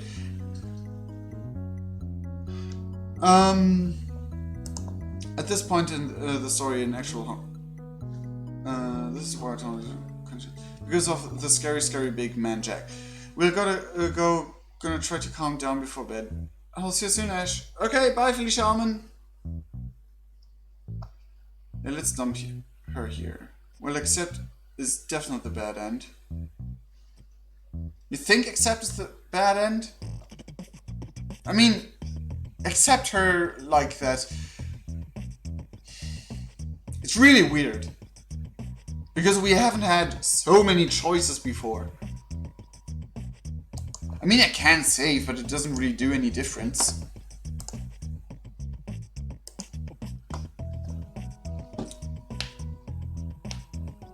Okay, which route do you want to see first? Accept or do not accept? I do not know if we even have bad endings anymore. Her view that she should suffer and that she should be alone forever. Yeah, that's what I got as well. Let Jade stay on the island forever and be lonely for the rest of her completely meaningless life. Like, accept life. So, accept. Most people say accept. The writer of the route did say that they've got a little bit carried away. It's a long one. Anyway. Accept, save and accept. Okay. Most people say I should accept first, so I'll be doing that. Wow. Huh. You're kind of a huge jerk, aren't you? Or maybe the narrative is a huge jerk. Isn't what you would say, but now you're practically in charge of the narrative. So yeah, it's basically just you. But Jade seems happy enough with her lot in life. Maybe she's better off this way, instead of whatever danger she should have gotten caught up in had she played Spurb. Yeah, you just keep telling yourself that.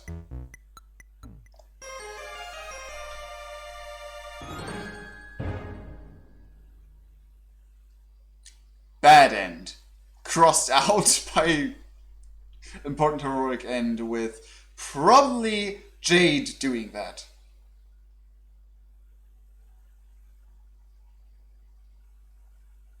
That was really fast. I don't think this is it. I'm gonna load. Let's not accept. It is a bad end, but yeah. Some people might take this as a lesson in the responsible use of reality-altering powers. Some people might swear off manipulating canon entirely. But not you.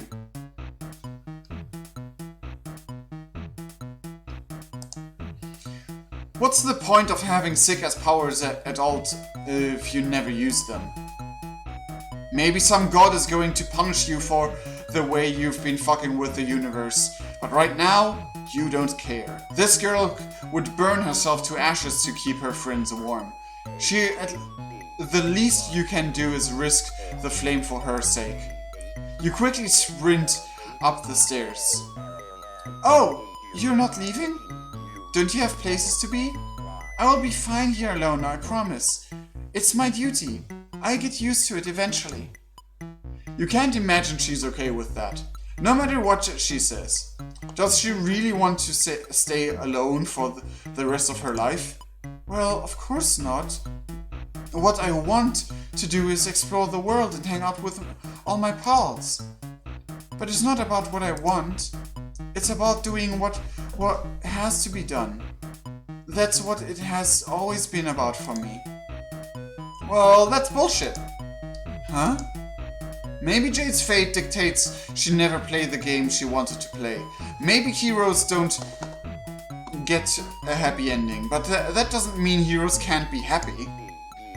There comes a time in every young woman's life, you tell Jade, where she can't leave home because her pet is an overprotective god. What? You tell Jade where she can't leave home because her pet... Okay. Okay, that's obviously not true. But there comes a time in many young women's lives where circumstances beyond their control leave them without an escape. Perhaps it is easier to believe that the escape will never come, but you can't let Jade do that. When life has you stuck at home, perhaps, you can still hold on to hope. You can fight, no matter how long you have to wait. You can keep looking for another chance to see the world. And if the universe... I know, Pumpkin, it's... Oh, it's about feeding time right now. I'm almost done, Pumpkin, don't worry. I hope I'm almost done. Why do you think... Wait. And if the universe tells you to sit, stay, and roll over, you look at the universe dead in the eyes and ask, who do you think is the master around here? And then you tell it to motherfucking heal. Yeah, you're right. Even now I was still being childish. It was easier to tell myself to be miserable for a noble cause instead of holding on to help and maybe getting hurt again. But I have to have hope. That's who I am. I'm a hoper, not a moper. I will keep trying to convince Beck that it will be safe for me to leave the island. Things have changed and maybe he doesn't realize it yet. Yes, he's kind of a silly dumb dog at times, but he loves me and I love him and we can work it out. Maybe still it'll make a while, but I'll definitely figure things out. And while I wait, you'll come visit me sometimes, won't you? Of course you will. You are not in the habit of abandoning your friends. The idea is unthinkable. You promised Jade that you will come visit her. Come visit? Come visit! A light bulb goes off in your head, and of those cool one of those cool LED bulbs, the kind that syncs up to your phone and changes colors and spies on you for the government. Party time! You ask Jade if she's ever had a slumber party. A slumber party? No, I've never had one. It sounds exciting, but is it really a party if there's just two people and a dog? That sounds more like a mild slumber hangout. Don't worry about it. You tell her. Just start getting the place ready for a bash. Pull out the sleeping bags, conjure up some lightly irradiated snacks, pump up the fresh jams, etc., etc. I don't know if we even have sleeping bags, but okay, I'll see what I can do. Maybe there's something useful in my grandpa's old supplies. You shoot her a confident salute and then dissolve into the ether of canon. Alright, Egbert, up and at it's party time. Is it really his music? It seems different. Nope, here we go, there it is. Alright, let's get a hopeful good ending. Yeah, what order do you think the trolls will be in? Reveal or entry? Or all of those. Hemo Spectrum, maybe. Well, I don't think it will be Hemo Spectrum. That would be... I don't know. I mean, Pesterquest went with reveal, basically, with introduction, so I guess it's character introduction sequencing. That's just my guess, because that's how Pesterquest has been. Maybe they'll, yes, maybe, I guess it kind of makes sense. Bring her friends to her. Yep, we'll bring her friends to her, but That would make Cocket second. Wait, no, third, I think. Nope, I was right second. We are making this happen. Collector, the friends. Yes, party time. Party time! Party time! It depends on how they want to write this troll. So it depends how they want to write the trolls out. But in Pesterquest, we have been going with the introduction screens. So I guess we will go with the introduction screens in Pesterquest with the trolls as well. That's just my guess, anyway. It just seems logical. The humans got revealed and entered in the same order. Yep. So I guess we get Karkat first. I mean, Karkat is a fan favorite. Let's face it. He's the main troll.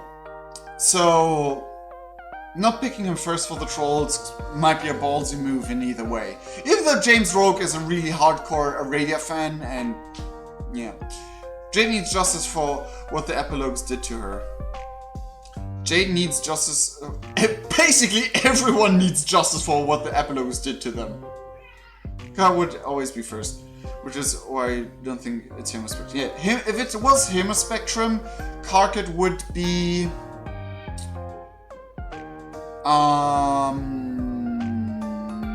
Lime. Was Lime after or before?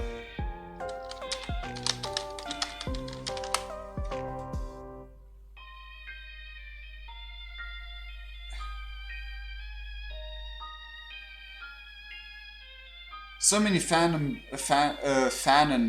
stuff, which is bullshit as we know now, about the Hemispectrum anyway. Because we now know there are no different shades of the colors. There are the 12 colors and that's it. Oh, come on, stop! Oh, my screen is messing up now.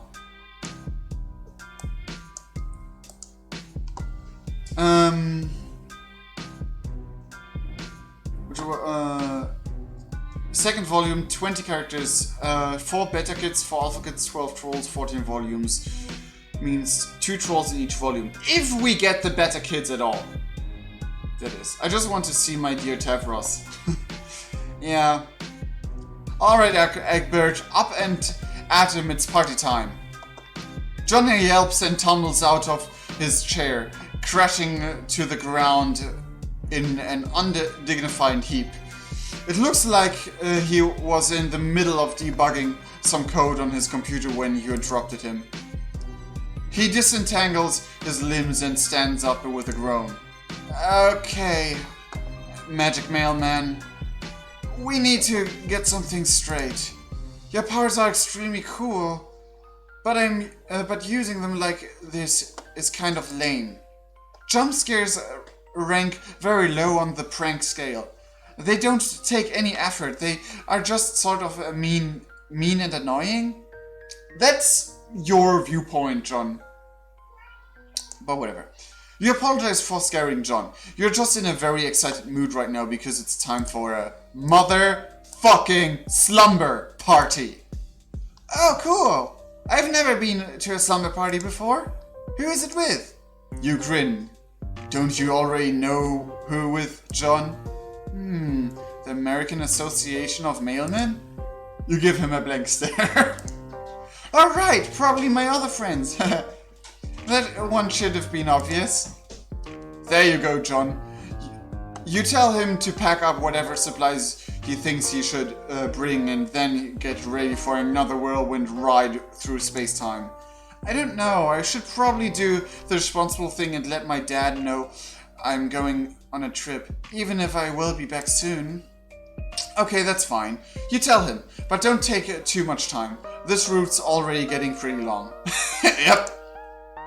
Cool. Okay, what should I bring? Oh, I need to grab some movies, definitely. Dave will be there, right? I should bring some McConaughey movies. So he realizes I was right all along about Matthew's stellar acting. Oh, and of course some snacks. This is something deconnected from my computer. This is a great time for me to unload all the Axis birthday cakes my dad made me. Seriously, there are hundreds of them in the fridge. It is highly ridiculous. 100? You have a big fridge, my dude. It's not reach due to magic cannon powers. Nothing is out of MSPA readers' reach, but I don't know. It seems a bit weird putting the the alpha kids into that mess.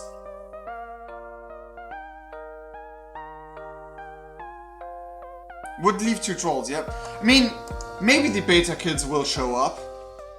It makes sense, like the pacing-wise, and have have 2 trolls in each volume coming out and all of that. It makes sense that way, I guess. So, who knows? Nothing is out of MSPA MSPA readers' powers at this point. You wait patiently in John's room as he goes downstairs to fetch his bounty of cakes, talk to his dad, and do all of his other preparations. It takes forever. You're not really sure what he's doing down there. You think he might be walking around examining all of the objects in his home in great detail and solving a bunch of puzzles. Come on, John. That's not the right genre of game. Get your shit together. Okay, ready? Alright, step 2 is to go to get Rose. You take John's hand and zap the 2 of you into Rose's mansion. John spends a while goggling at the giant statue of Zazarpan the Learned. Then you ascend the staircase towards Rose's room and knock on the door. Her voice comes from within, slightly muffled. You're home early? I've been hearing strange noises from the neighboring lab of late. Have you... Rose opens the door and freezes. John? It's kind of interesting that they instantly recognize each other, even though they have only communicated over Pesterquest and that doesn't have a facecam option. Facecam was disconnected? Uh-oh. Oh, Jesus Christ.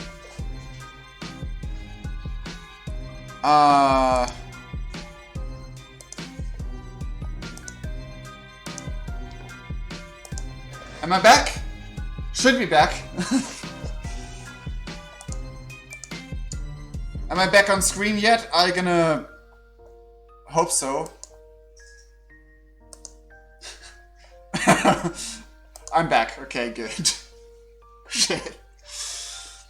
Probably my cat's just messing around because I was supposed to feed them 15 minutes ago. Her eyes widen and she slowly steps backwards, which John takes as an invitation to stride into her room. Her cheeks darken and she scans the room, eyes flicking from mess to mess. Surprise, Rose! We are here to steal you away, like the owl who kidnaps Harry Potter. That's not... She sighs and turns to you. There's no owl kidnapping Harry Potter! She sighs and turns to you. Care to explain the sudden intrusion? It is normally considered polite to call ahead, especially when one is possessed of reality-bending powers. Oh, don't be melodramatic. There's probably nothing too embarrassing in this room. John furrows his brows as he glances around the room, eyes sweeping over the walls. He eventually settles on some pictures that have been hung up. And he finds a bra on the floor. No, he doesn't.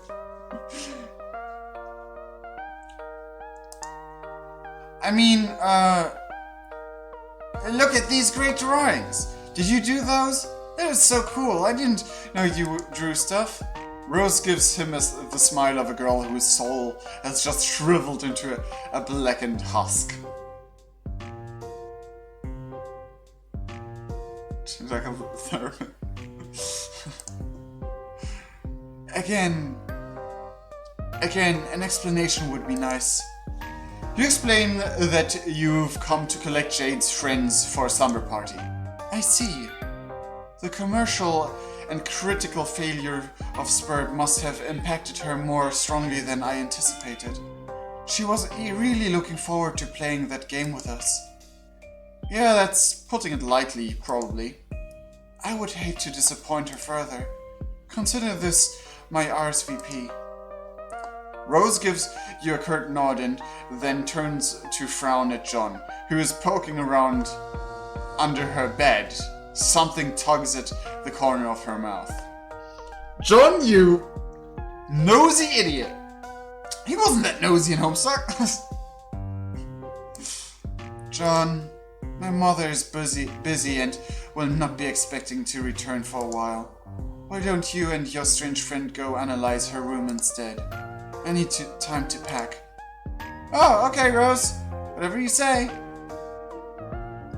Rose shoves you out of the room with more strength than you expected from her, a 13-year-old girl, and shuts the door hard. Man, I hope Rose realizes that I was being serious when I said her drawings were good. We tease each other a lot, but she's really cool. John's speaking loudly enough that Rose can almost certainly hear him from the other side of the door. You think he knows that, but you don't see anything except to casually suggest that you and John go wait downstairs and admire all the ridiculous wizard art. He agrees. It's going to get another chance to mess up. Oh no. Yeah. God, this house is so weird. Who needs a giant statue of a wizard? Where did they even get this?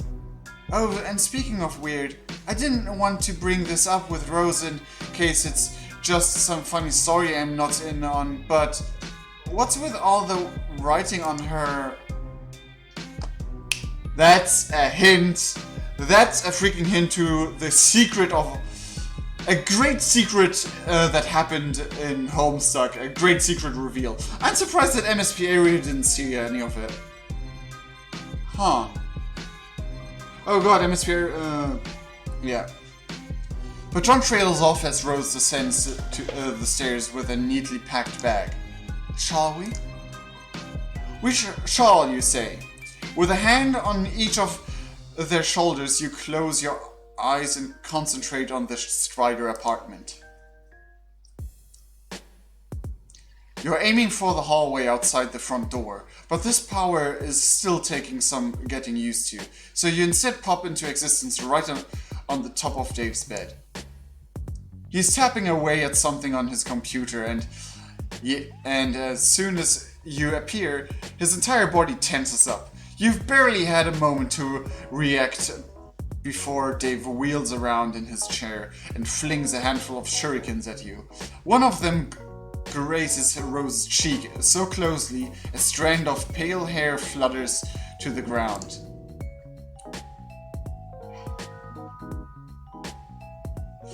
She turns to look at the weapon now embedded in the wall and runs a finger along the edge of the blade, squinting. Oh Jesus, shit!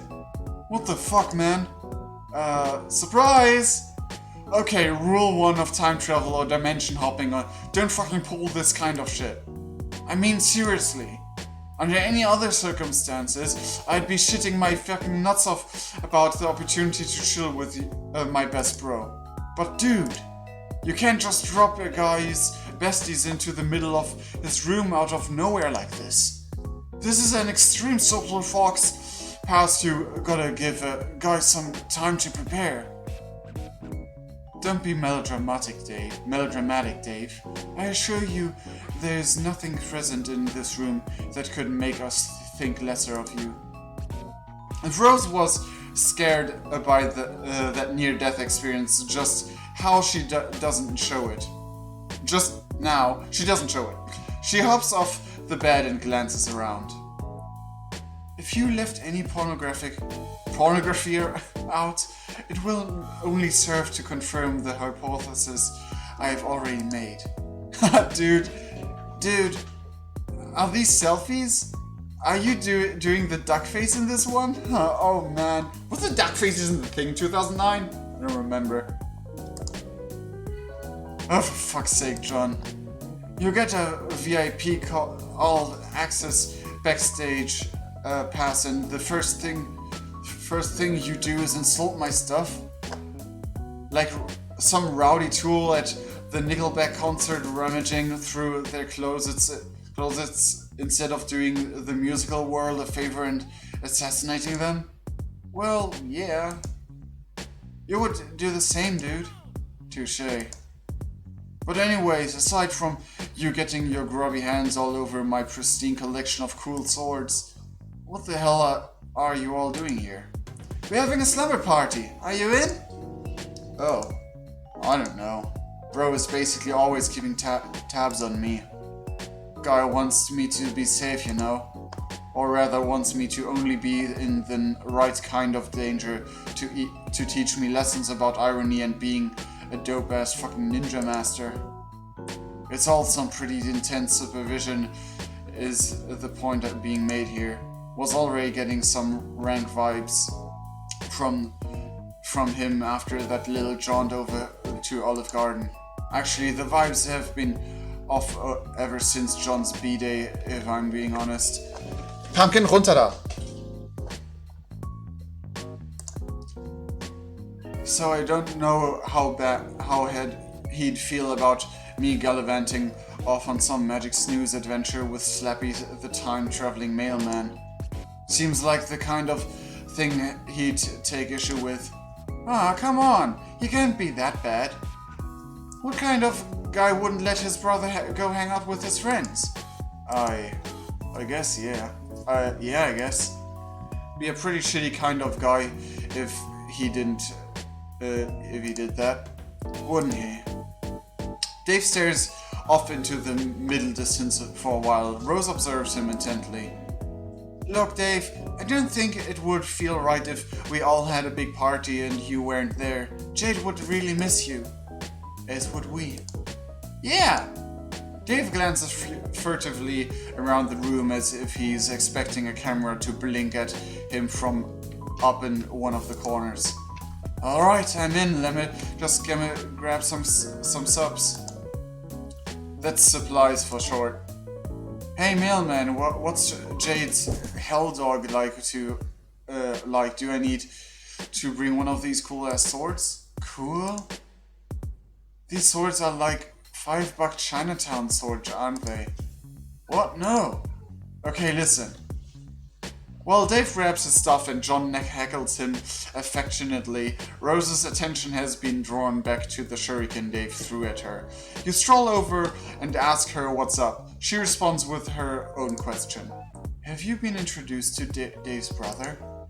Not yet. You've heard a lot about him, though for the sake of diplomacy, you only briefly touch on the opinion you formed. He certainly seems like a fascinating man. The kind of individual whose brain I would love to pick apart to find out just what twisted mechanisms fire off within its chambers. So that's what she's thinking about. Dave's brother. Dave's bro. Rose chews on her bottom lip. Not exactly, but an adjacent topic. I'm mulling over the ethical quandaries presented by the existence of powers esoteric. What? It's nothing to concern yourself with yet. We have a party to attend, apparently. Right, Dave is done packing up. You open both palms and suggest that everyone hold hands so you can best channel your powers. Really? We're holding hands? God, this is so lame. But he does it, and when he clasps John and Rose's hands, he shifts around and blushes faintly in a manner that suggests he doesn't really think it's so lame. Haha. In fact, he may think it is the opposite of lame. He may think it's rad. And he'd be right, friendship is the raddest thing of them all. I know, Pumpkin, I know I'm late with your food. You're full of warm and fuzzy friend feelings as you teleport back to Jade's atrium. Wait, no, that's just the feeling of your body dissolving and reconstituting itself halfway across canon. They are very similar feelings. You head to the base of the staircase where you call out to Jade. Her guests have arrived, you tell her. Jade rushes down the stairs and nearly trips over her skirt. Her expression is tight and anxious, and when she sees your motley crew standing there, she freezes up. Her breath hitches in a half sob. You really did bring them. They're here.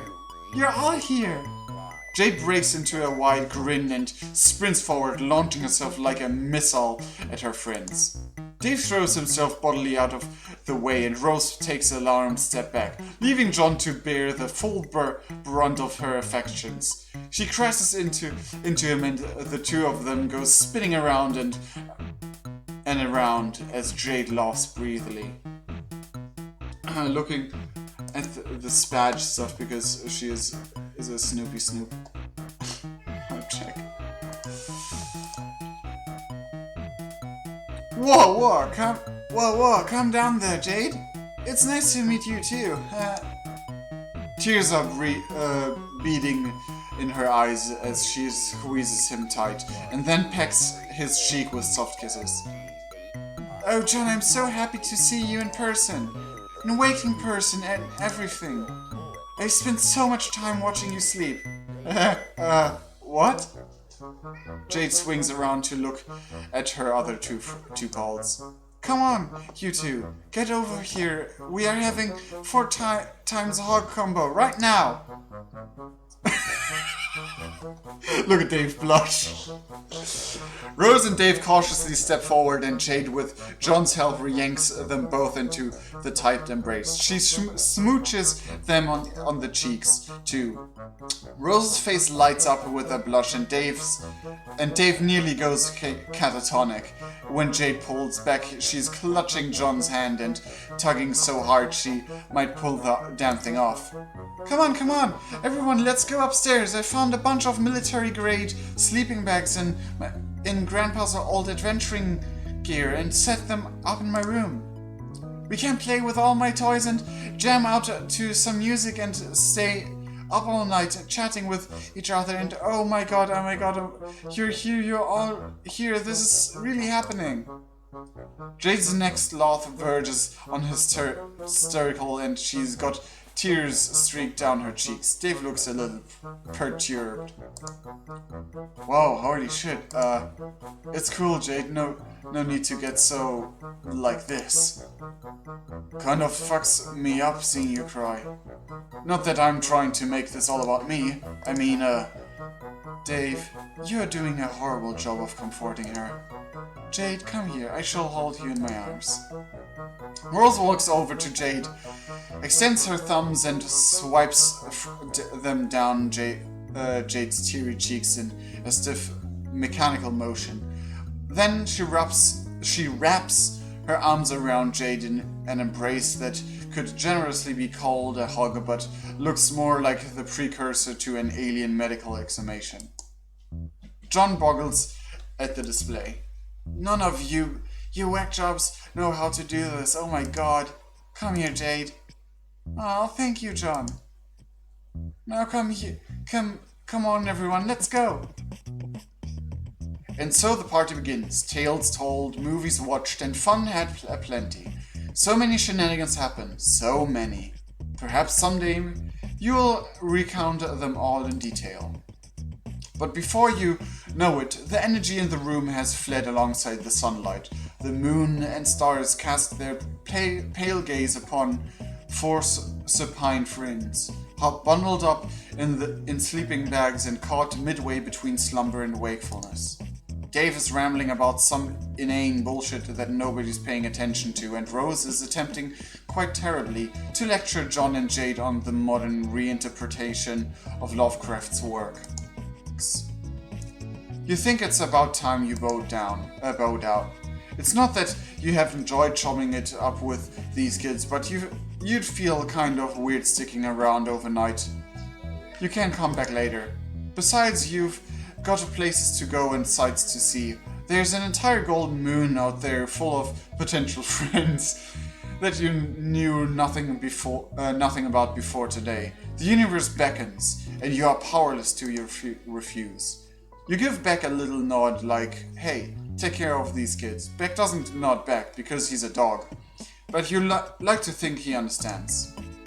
As you quietly slip down the staircase and out of sight, you spare one last glance at the group and find a sigh escaping your lips. Everything that's happened here feels almost too good to be true. Can it last? Can this brazen wish fulfillment go unpunished? You find that hard to imagine. There's something fate touched about these kids. You can feel it in your bones. As surely as the wind whispers through the trees, or the stars dance through space, as surely as the turning clocks will call the sunlight back again, these kids will never be free of the bullshit that hounds them. But here, right now, they are at peace. They have shared this one perfect moment together, and perhaps in the future there will come more betwixt the chaos. And maybe that's enough.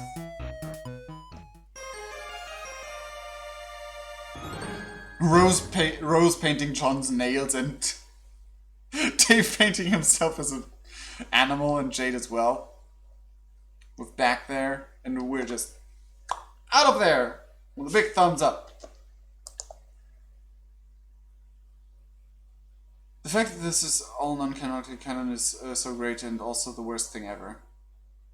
Why are Strelons like this? Strelons? What are Strelons? Why are all Strelons like this? I don't know. Because Rose has a crush on Jade and Dave has a crush on Jade and John has a crush on Con Air Facts. Rose doesn't have a crush on Jade though. The Soul Root is just a Beck redemption arc. Not really, Beck didn't do anything wrong ever. Don't at me, sorry, I just tell the facts. Nah, Beck hasn't done anything wrong, so there's no redemption he could take. But anyway, victory! True victory! All the friends together, having a cool slumber party.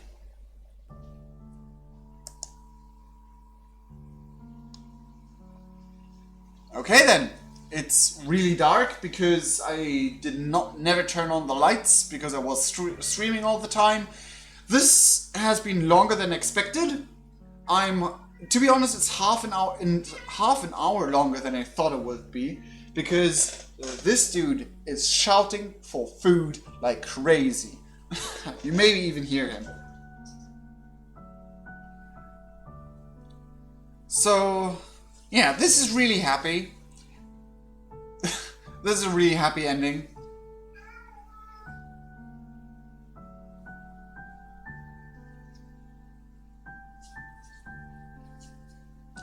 I don't know if he had a persona in Homestuck, but oh well, whatever. I'm not crying, you're crying. This was a really nice ending, and to be honest, as soon as the last choice came up, I thought that we would go back in time and fix the timeline we messed up, which would be an introduction to the entire trolls getting to all of the trolls coming up. So like we fixed this universe, we head to the next. As a writer, I would have done it this way. Like the entire speech about heroism and we have to sacrifice in order to be heroes was giving me a really big vibe of MSPA reader being like, okay, I have to sacrifice being friends with these people so that they can have their grand destiny that they're supposed to have. Goes back, stops himself from messing with John's mail, and then hopping away in order to not interfere anymore, landing on Alternia, meeting all the trolls, and repeat. That's what I would have done as an author here.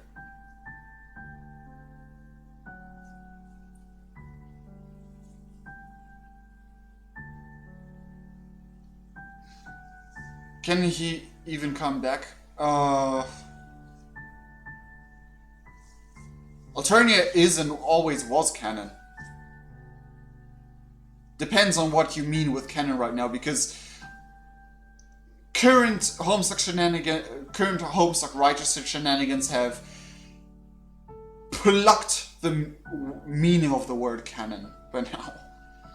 Would he be able to return to a place he made non-canon? He was. I mean, he was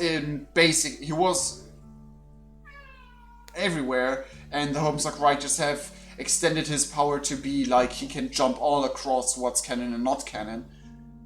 And John does so in the epilogue with his very similar, if not the same, powers. So who knows?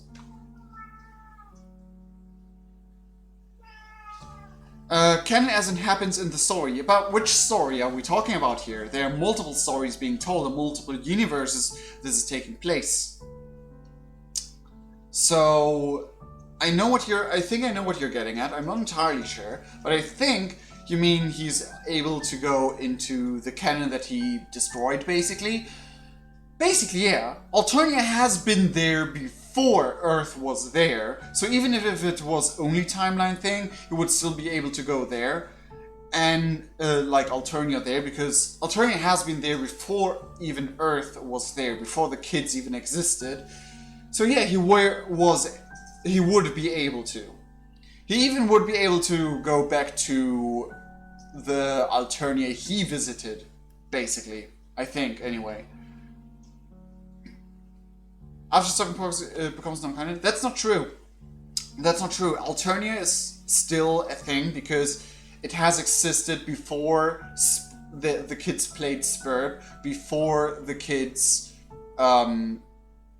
existed, even before they were born, and Alternia has existed before Earth has been made. Like multiverse, like Alternia has existed before Earth, always has been. So of course.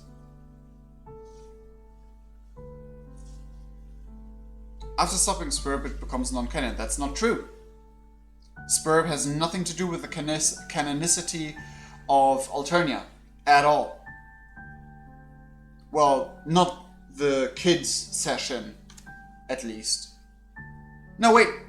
No Spurb session has any... Well, maybe the Spurb session of the before Trolls, yeah, because they had to make the scratch happen in order for that universe to be born, but that's besides the point.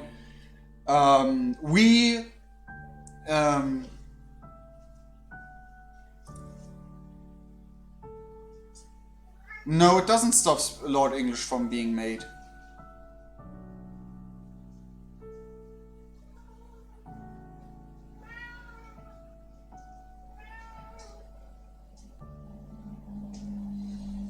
It wasn't really... it was basically the mix of Doc Scratch actually doing that. But Doc Scratch doing that and the Condess ruling this way. But yeah, it's still Alternia. The Lord English has not been brought into existence in the kids' Spurb session. And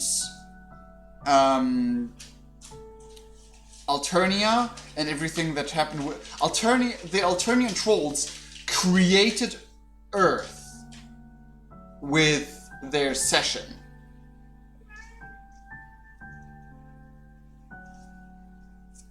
So the canon used in the epilogues, yeah, I couldn't care less about that canon. But what canon used in the epilogues do you mean right there? Like, I've not seen anything devaluing what I just said in the epilogues.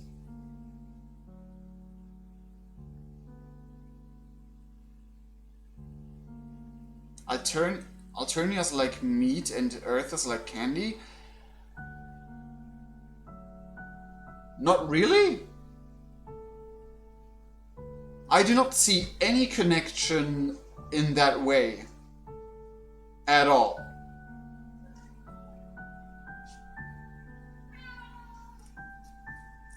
That does literally no sense to me.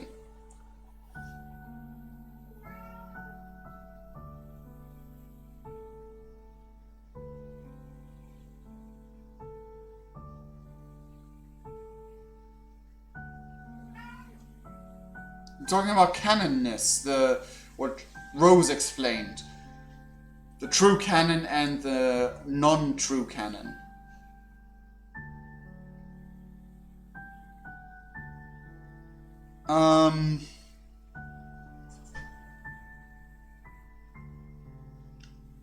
Okay, I think I'm trying what you're getting at.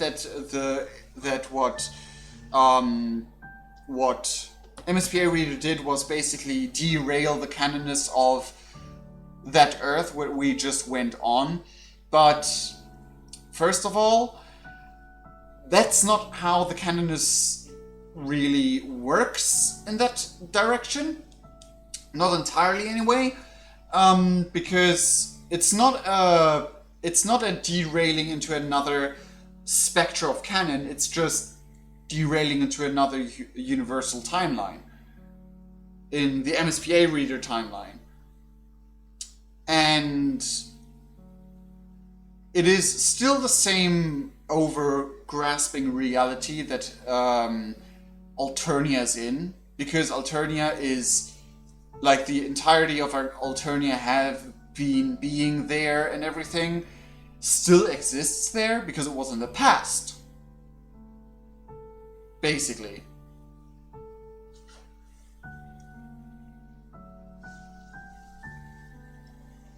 So there's still the connection between that Earth and Alternia.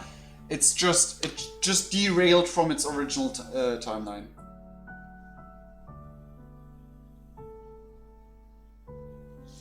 From its original timeline of being destroyed.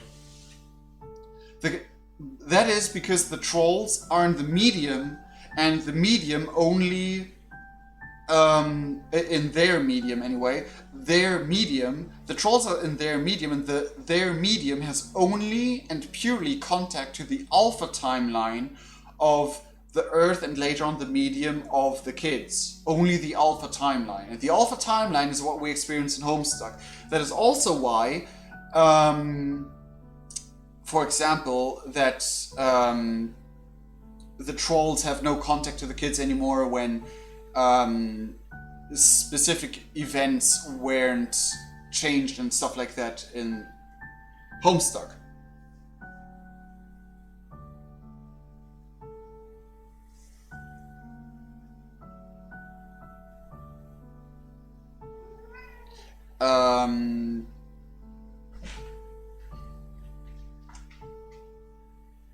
You mean this Earth? Yeah, that makes this uncanon.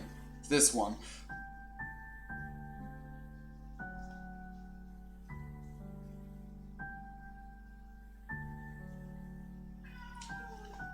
Pesterquest Earth is not canon to the overlapping Homestuck. Yes, but Alternia, at least a version of it, still exists. But the trolls, the 12 trolls in that point of time where they contact the kids, are not on Alternia anymore. They are in their medium. They have always been in, like, spending that undefined amount of time in the medium contacting the kids all over the kids' timelines from their medium on. But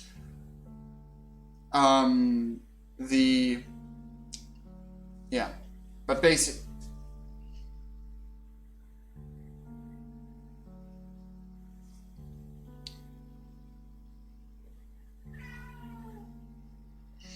In the end of the day, the new authors of the Homestuck universe can do whatever the fuck they want and mess up everything that basically Hussey built up upon, which I'm really still scared about.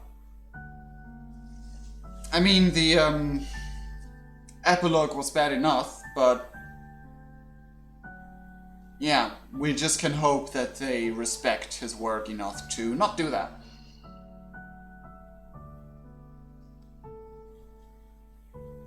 So, if we meet the trolls, it will most likely be before they play Spurb as well. Most likely anyway, is my guess. And for the rest of it, we'll see. We'll see how this plays out, and how Pesterquest continues, and what the other volumes will be. Probably at some point we will meet trolls again, since James Roach said that that he wants to write Aradia. We'll definitely at least meet Aradia again, I think. Unless this was the only time we met Aradia, then who knows. But at the point I was trying to get was Pesterquest is canonically uncanon.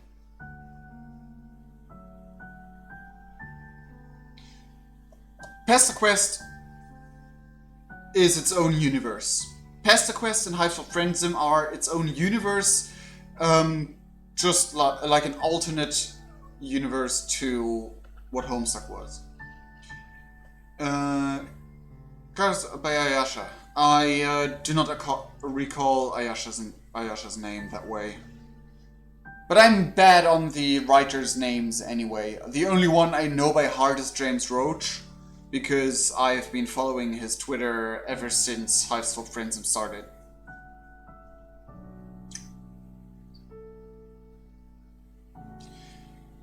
Anyway, this has been Pesterquest for today, and we have met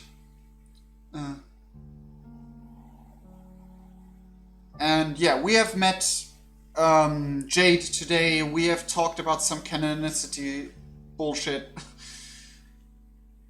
Small Granddad, Rosebobsy, it's time. Yep, it's time to end the stream for today. My cats wanted to have food for an entire hour, and I didn't feed them an entire hour longer than I usually do. It's dark outside, my webcam is dark. At least you can still see me, I hope. Oh, the camera moved. Probably because one of the cats bumped into it. Anyway, I hope you enjoyed this so far. If you did, then please leave a like. Consider subscribing if you haven't already, and check out the links in the description below. I've done a lot of other videos about Hiveswap, Homestuck, and well, Homestuck not so much, but Hiveswap and Hives of Friendsdom and other games as well. Check out the videos. I would be very glad if you enjoy them. But anyway, for today, I must say that we will see each other in the next video and or stream. I sincerely love all of you guys, and cheerio! Bye bye! This is talking about Homestuck things that aren't the webcomic. Bye bye, cheerio! We have gone into the spiral that is talking about Homestuck things that aren't the webcomic. Yep. Real weird spiral. But for now, bye bye. We can talk about all of that on our Discord server or other places, but not anymore in the stream. Bye bye, cheerio, bye. Kitties are saying goodbye as well. Bye.